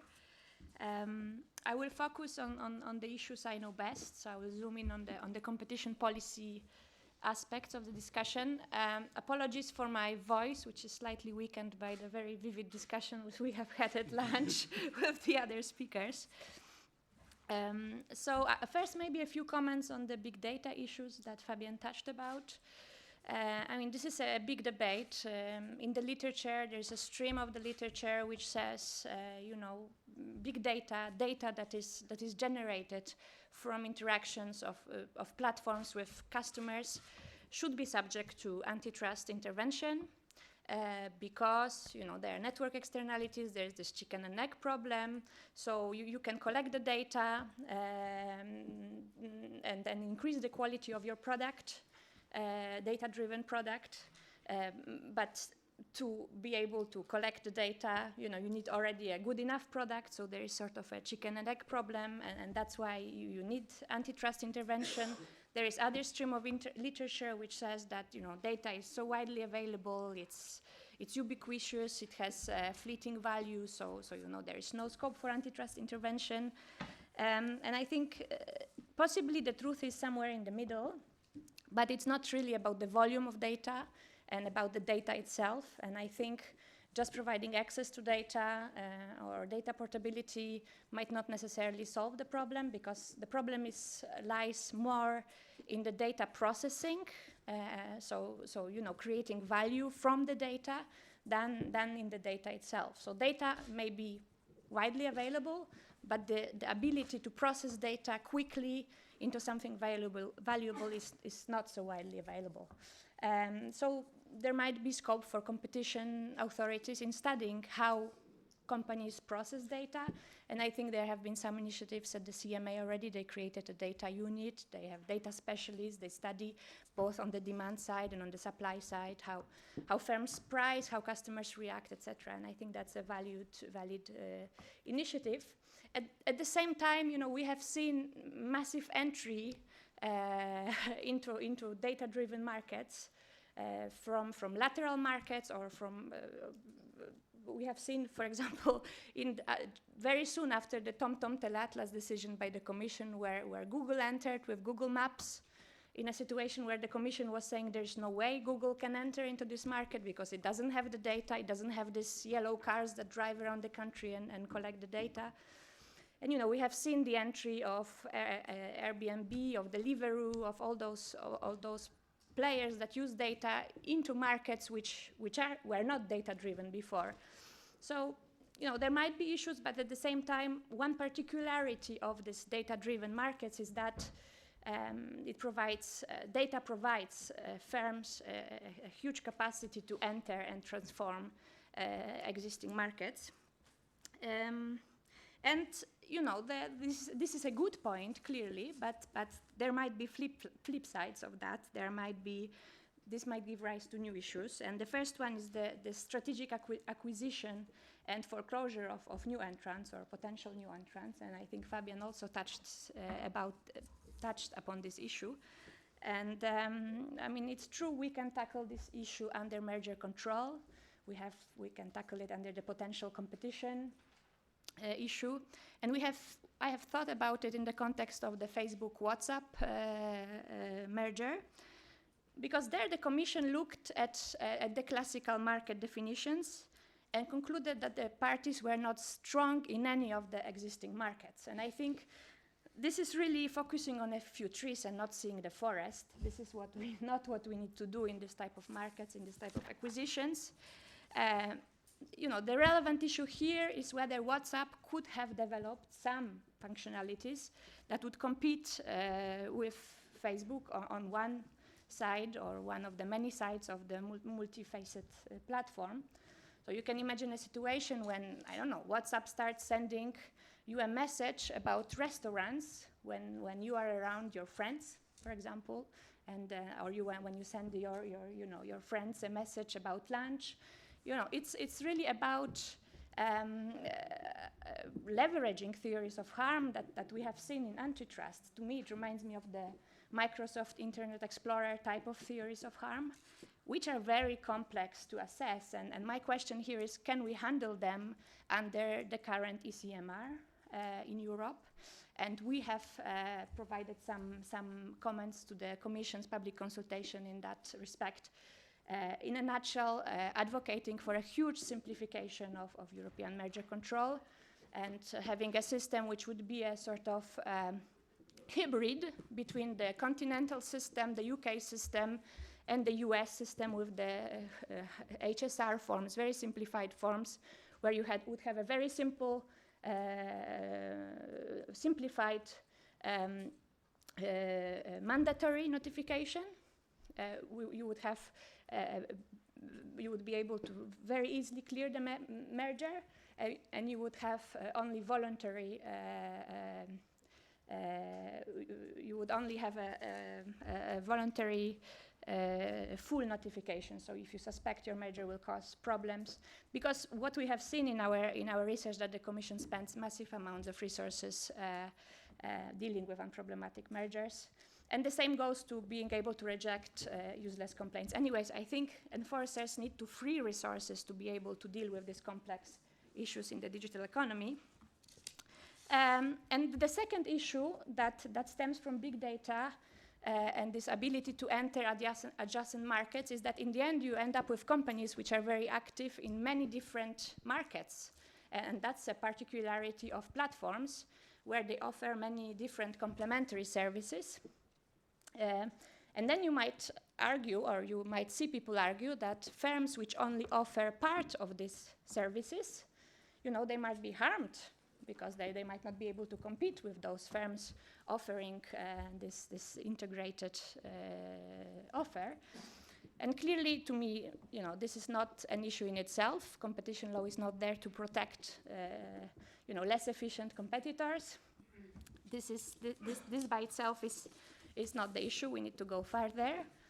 Then some people argue that, GAFA, that's the word you mentioned, then they copy innovations by smaller players. And this is unfair, because then smaller players cannot recoup the profits from their investments. Again, I think these are wrong arguments. And this is as if, we argued in the situation where Tesla, invented an electric car.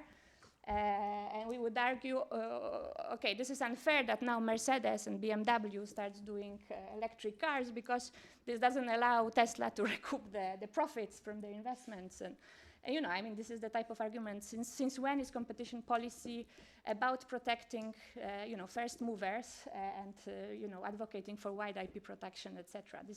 We need to go back to what constitutes an infringement of competition here.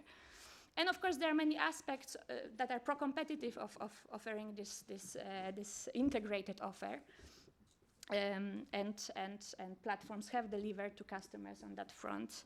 And so we need limiting principles in enforcing in this area. Clearly, the standard is not that competitors were harmed. This is not the standards we are protecting. And so what tools should we use to avoid this pitfall, this type of situation? So first of all, for firms, I think in their compliance efforts, it's important that they go back to the reasons why they do different things, that they document them, that they ask themselves, that they keep paper trail of the business reasons for the different decisions that can come handy later if in the context of possible proceedings. And for enforcers, most of all, do no harm. I think that's very important. Some people call for a revolution, which scares me personally. It gives me shivers when I hear, the hipster antitrust guys, especially those in Europe, because to me, the hipster antitrust people in Europe, they sound to me like the most orthodox or the liberals. So to me, this is like a chapter from Back to the Future in Europe. And we have had the move to the economic approach for a reason. The structuralist approach did not deliver, clearly. It didn't provide firms with more legal certainty, and protecting inefficient competitors harmed society. And in Europe, we have had, I think, a very successful move to the economic approach. And to be provocative, maybe, I would say that the debate in Europe is less ideological than in the US, and I think that links very much to what Nico said, is that we never, the Chicago arguments never got tractions in Europe.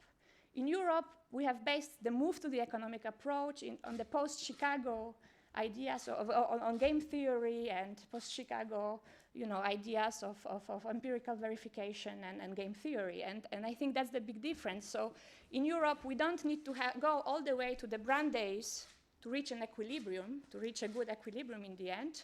I think we are at the equilibrium, and the competition law, when properly applied with all its horizontal principles, like the proper use of the counterfactual, proper thought to the objective justification, proper assessment of efficiencies, thinking early about remedies, etc., can really deliver and can solve most of the issues that we see even in the digital economy. I think I could talk for ages because this is such a fascinating issue. One last thing I would like to say to enforcers is to avoid, most of all, ready-made solutions in the sector. Because these are really, fast-moving environments. Issues are not new, in my view, but they are indeed more complex.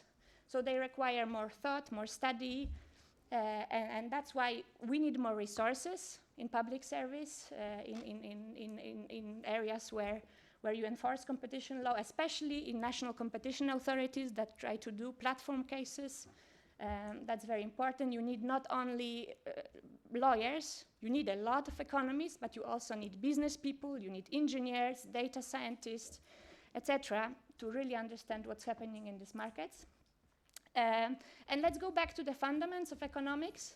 Let's now, more than ever, focus on facts, on evidence, rather than mere opinions and ideology. And that's why I have founded Positive Competition, because I really believe in positive enforcement of competition law. And that's what I want to do in my life, being also a commission official, by the way. And the last thing, some people even talk about vertical separation. And I think here we should apply the Deutsche Bahn standard. What I mean by that is that once Vice President Almunia was asked by a German MEP, that's my last point, whether we should vertically separate Google. And Almunia replied to the German MEP saying, why not start with the German rail? So, so I would ask European enforcers to apply the German rail standard when thinking of the GAFAs. Thank you.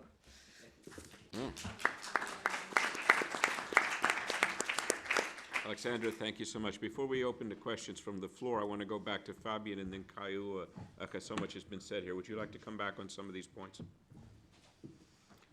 Yes. Thank you, Paul. Gosh, wide-ranging and fascinating contributions.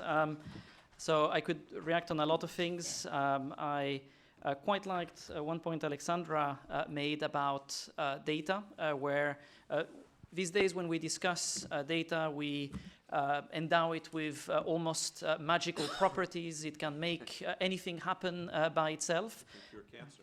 Well, but with a little help. Yes, And the point that Aleksandra was making, which is very true economically, is that data alone does little, right? You need to add complementary inputs to that, so including data processing. And Hal tells this little joke, which has a deep point about it, which is that if suddenly aliens showed up in Mountain View and vacuumed all of our data and departed back into outer space, you know, it would be painful for us, but we'd be up and running within a matter of days. Now imagine, however, that the aliens come. Halvarian said that. It has to be true. But imagine instead that those aliens come and they're a little bit meaner, and they don't leave with the data, they leave the data in place, but they abduct our engineers and depart. We would be destroyed. It is really this competition for talent, which is totally underestimated by the obsession we have with data. Production functions have many inputs. Data is one of them. I don't think it's the most important one. Yeah, okay, great. Kai-Uwe?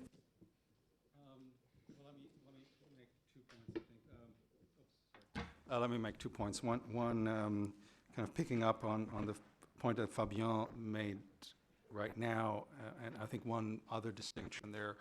I always like to make the distinction between data and data sets. So a lot of work that goes from data, which is completely unstructured, to the data set. And as someone who's supervised PhD theses in economics, you're aware of that. It takes a very long time to construct that. And so actually putting data together in an intelligent way, collecting it in an intelligent way, and unstructured, is actually something very important.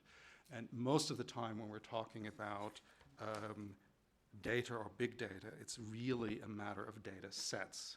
And I think that's what, and so very often we're concerned about personal data. I think very much privacy issue has to be distinguished between data sets that are actually usable as inputs, and there's a lot that goes into that in terms of R&D. And I think keeping that distinct as issues, I think, is very important.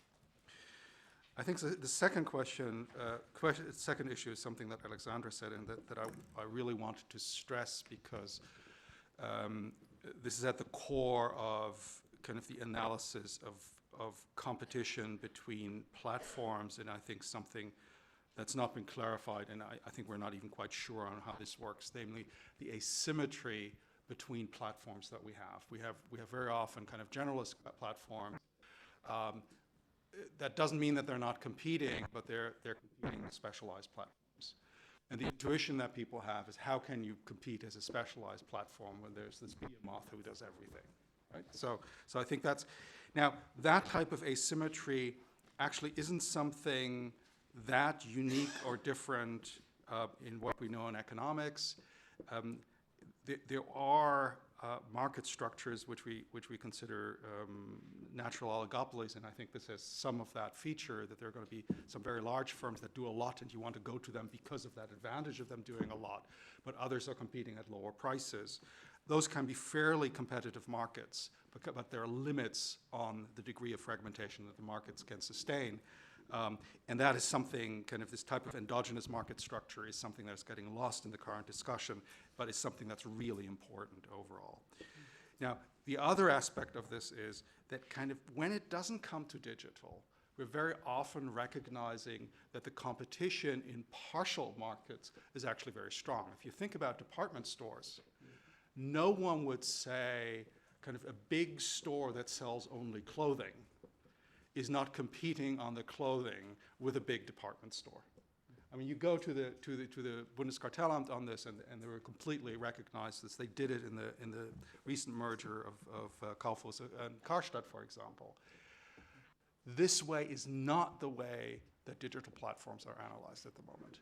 And I think there we have to actually take that step, that analysis is actually done, so that we learn something about that type of competition that is between asymmetric firms, and that is necessary before we think about intervention in these markets. Okay, thank you. We'll take some questions now. Do I see any hands? The gentleman here? Yeah, thank you very much for the very interesting panel. think I have a sort of institutional responsibility to say a couple of words. Can you introduce yourself again as well? Max Galler from Digi Competition.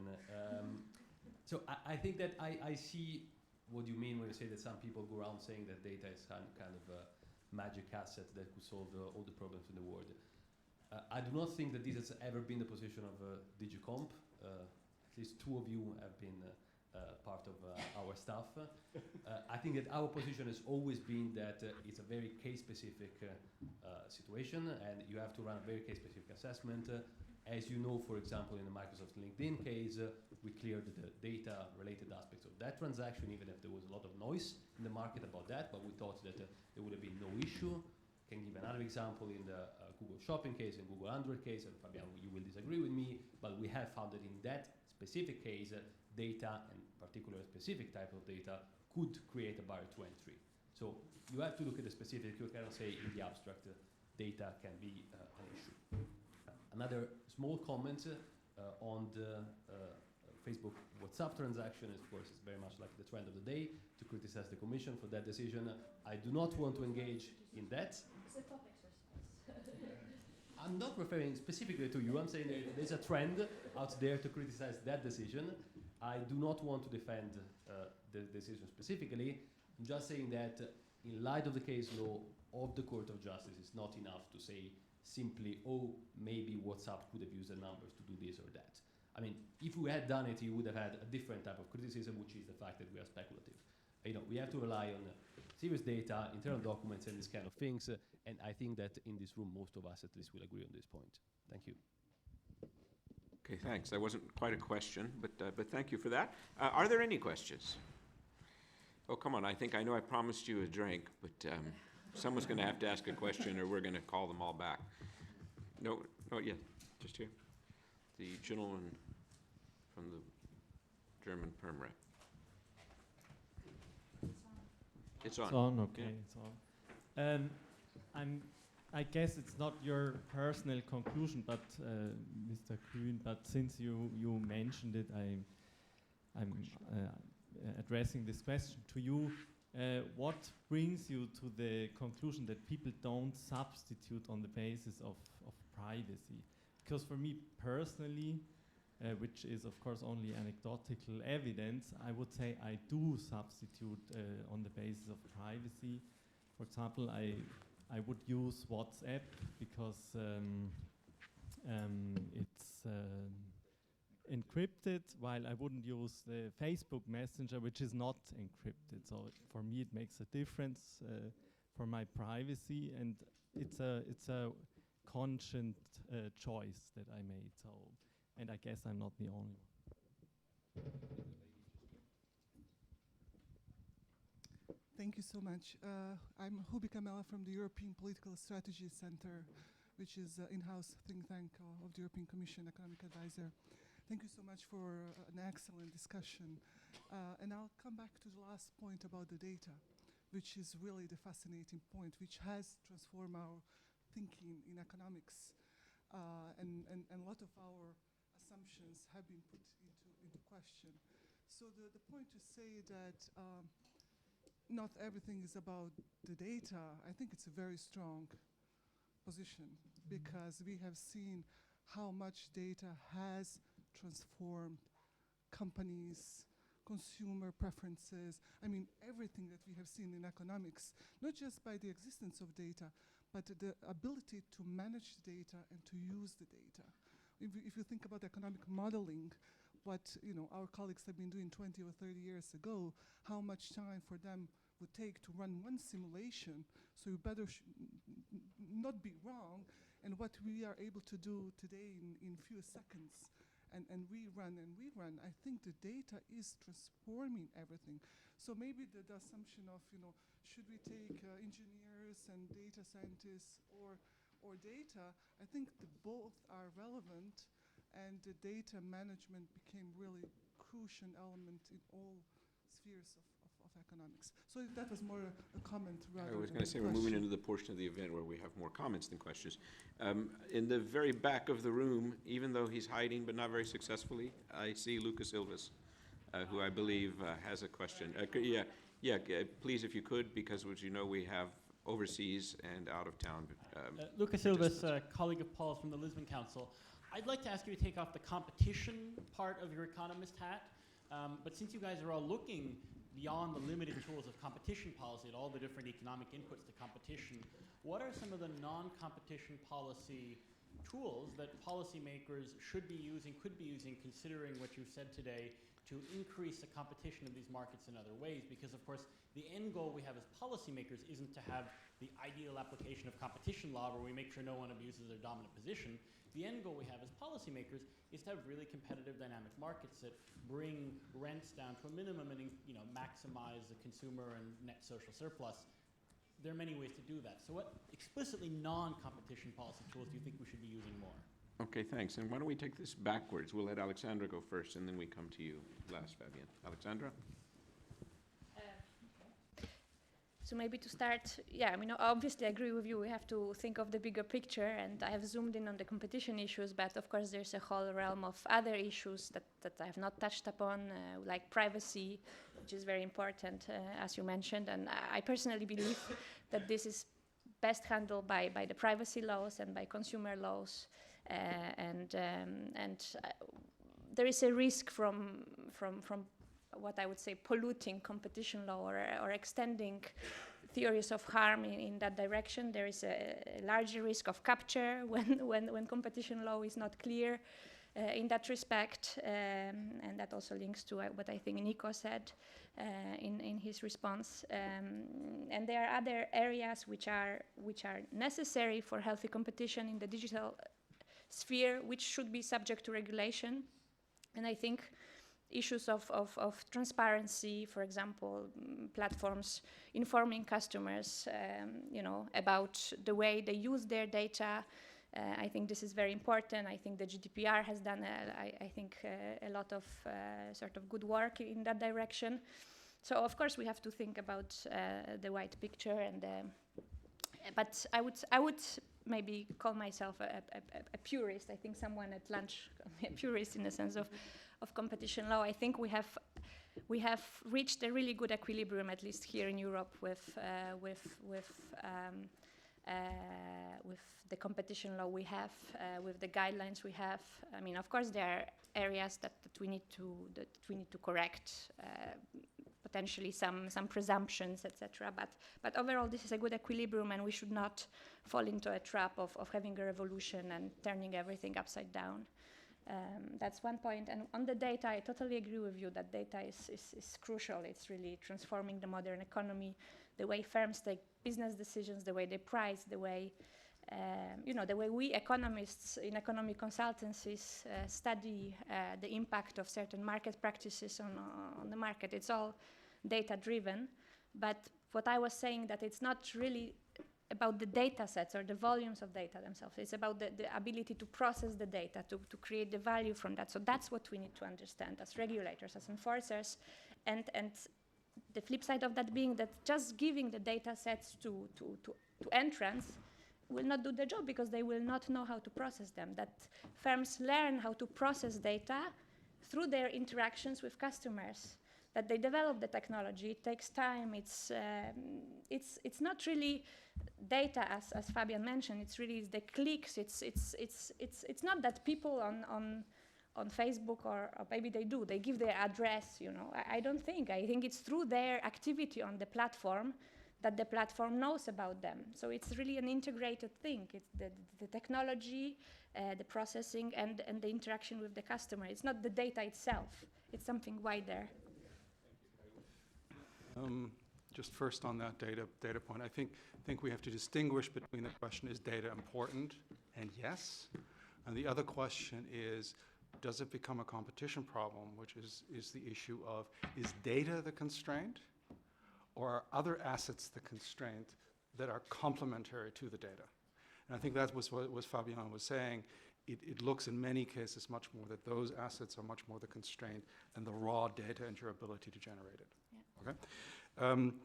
Let me come to the no substitution issue, because it also relates to the other question. What I'm relating to is just a lot of survey evidence that I've gone over. Actually, I've worked just a little bit on the Facebook case. And what is striking is that a large majority of people basically says they're not looking at the actual privacy rules when they're making their choices. It's actually, interestingly enough, typically people who are using Facebook intensely actually make a lot more conscious choices about privacy settings on Facebook and so on. But I think for what is important is kind of for the substitutability, is the substitutability at the aggregate. And there's very little that happens there. And so that makes it unlikely that, and I think for the smaller firm, for which it's much more difficult because of the fixed cost to set up a good privacy system, it's not clear that the problems aren't inverted exactly from the, and under those circumstances, I think it's not so much a matter of does regulation do better in inducing competition, but are there problems that are not fundamentally market power driven, but that lead to higher prices and problems in the market functioning? And I think this is one of those things. I used to think that one could deal with privacy issues through competition and pricing. Kind of given the multidimensionality of this, I don't think that people have, I mean, in general, there's sufficient capacity to calculate that in to make real substitution decisions, partly because it's very hard for you to evaluate what your costs actually are when privacy is evaluated. So if I can't evaluate it, I mean, I can't even think about kind of what the situation might be into which I can come. I can't even evaluate what the costs of that are. And I think that's the typical situation where we want to come in with consumer protection law, because the market mechanism is not properly going to take into account of that. And so that's doubly important, because otherwise you're trying to kind of twist the tools of competition policy to kind of match the problem that may be a different problem to do. I think the second point that comes to the last thing as well about competition versus regulation, I think in a lot of, I mean, very often when you get antitrust cases, what I thought was they were really cases that showed you that there was a regulatory problem. Okay, that's with the payment card systems, but also with a lot of other things. You're getting into problems because the underlying regulation isn't right. And those cases tend to take a long time because getting to grips with them is just very, very difficult. And there's an alternative to basically taking interim decisions. And that basically say, if this process takes too long, this has to be shifted towards a regulatory approach. Okay, so basically putting in limits of how long the investigation takes place, then basically say, this actually requires people to monitor it and to completely understand the market, and therefore have an automatic mechanism of pushing something into regulation. I think that's a better way of dealing with these things than making decisions under the veil of ignorance. Thank you, Paul. I'll just react to a couple of points raised in the room. One in relation to Max's comment when I was discussing data as almost being endowed with magical properties. I was, of course, not referring to anything DG Comp is doing. It's more of a data is the new oil type of meme, which gives it sort of manna from heaven type properties. On the question over here about isn't data valuable, I agree, data is important, but not by itself, and this is the distinction Kai-Uwe makes of data versus data sets, right? The processing actually matters quite a bit, and in fact, in your question, you were saying the ability to use or manage data, which goes beyond the raw data. Then I wanted to rebound on something actually Kai-Uwe said in his presentation, which was a remark that these markets are not well understood, and I think that's very true. Tech is pretty complex, pretty subtle economically. I find that something like the Google business model is generally pretty misunderstood. So to give you a little bit of a preview, we basically aim to answer any question you throw at us, okay? But we don't serve ads against every question. And actually, the queries that make money, we haven't released data in this area. I would love to do so at some point. But it's a very thin slice, where the queries for credit cards, finance, travel, shopping, and on and on and on. And so that's why Kai-Uwe was saying later, well, you can have asymmetric competition, right, between Google, who does a broad set of things, and specialists who do narrower things, like Amazon in shopping. And if you think about the entry decision, you say, hey, I'm going to set up a website to make a buck here. Do you want to do the Google thing, which is I'll answer all of your queries, including the ones that make me no money? Or do I want to skim the cream and target those queries where there is actually money? And guess what? There is a ton of entry, a ton of competition on the commercial end of the space, but indeed competition between a broad actor and specialist actors. One thing that HAL says in this regard, and this is based on public third-party data, is that search is a terrible business because we cannot monetize 94% of what we produce. In that 94% of the clicks on Google are clicks on organic results, which are free. So that's already enlightens things a little bit. And we do worry about this specialist competition because well, Amazon, as you know, in the United States and you know, in Europe, many places is extremely successful to the extent that many people no longer bother to come on Google. That's a huge competitive spur for me. One of the things that would keep me awake at night if I didn't have a decent sleep, fortunately. But you look at the data, and 55%, according to Bloomberg, of American users now start their shopping sessions on Amazon. So it's very real, something that's all over our documents. And again, a reason why I think we should communicate more about how competition works in this space so we can address where the actual problems, actual bottlenecks are. Okay, thank you. I want to apologize 2 times very quickly if I can. One is we are over time. And I'm going to ask one more question, but I'd like the speakers to answer it very shortly. And that is my second apology. I'm going to abuse the platform and ask the last question. I'm a very lazy man. And instead of giving conclusions, I'd like you to. So my question to you is, it's been a very wide-ranging, rich debate. What messages will you take from you? And if I may, there's a very famous conference taking place tomorrow that we started out discussing early on. What would be your messages to that conference tomorrow? How could what we've discussed here today feed into what will be discussed tomorrow? And we'll start with you, Fabien, and we'll end with you, Aleksandra. Well, there's very many broad-ranging takeaways for me. One is clearly that these are markets that are important. We are all passionate about. We know that the tech sector punches well beyond its weight in the economy, and we want it to be healthy. At the same time, as per Mike's presentation earlier, we should not have tunnel vision and interpret all of our macro issues from the lens of tech. So we need to keep things a little bit where they are. It's clear to me also that some basic economic mechanisms, principles, parameters in our sector are not super well understood, and in that respect, mea maxima culpa, we will try to do a better job to come and engage with all of you and engage constructively in this process, because there are valid doubts, questions, etc. thrown our way. We are not deaf. We want to engage them constructively. This is not a blockade. There are interesting reform possibilities. Let's unlock them for the benefit of not only the sector, but European consumers, society at large. Thank you. We look forward to working with you on that. It's a fascinating proposition. Kai-Uwe? Yeah. I think my conclusion of some of the things I've talked about is that we have a rich set of analytical tools that are completely appropriate to use for the analysis of these markets.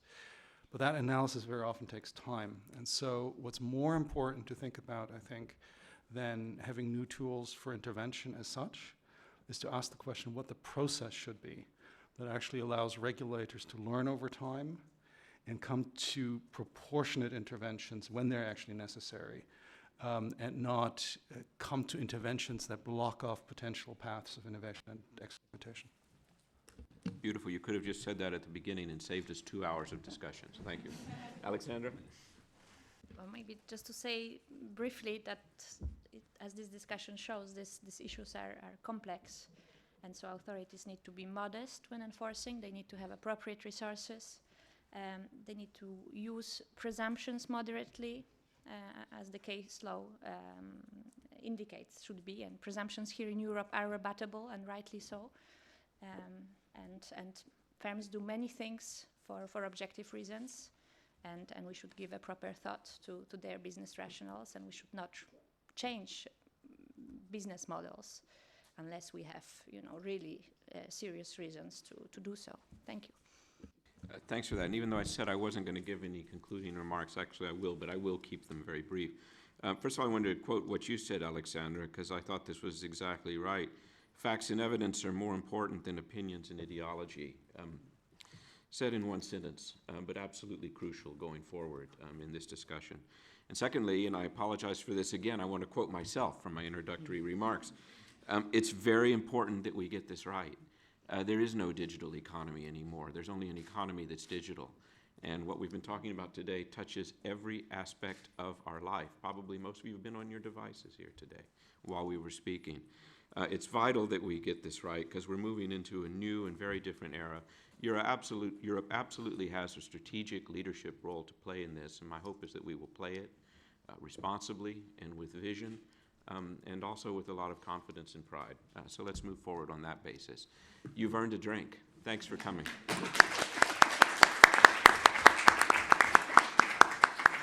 Thank you. I was going to thank everyone, but we're out of time. Super job. Thank you. No, seriously. Same to you. Same with you. Not easy today. What you guys do is not easy. I have to apologize because I've drank like 4 bottles of water. Oh, yes, I run to the toilet now. I risked the most embarrassing incident in the history of the Lisbon Council. Let's not. I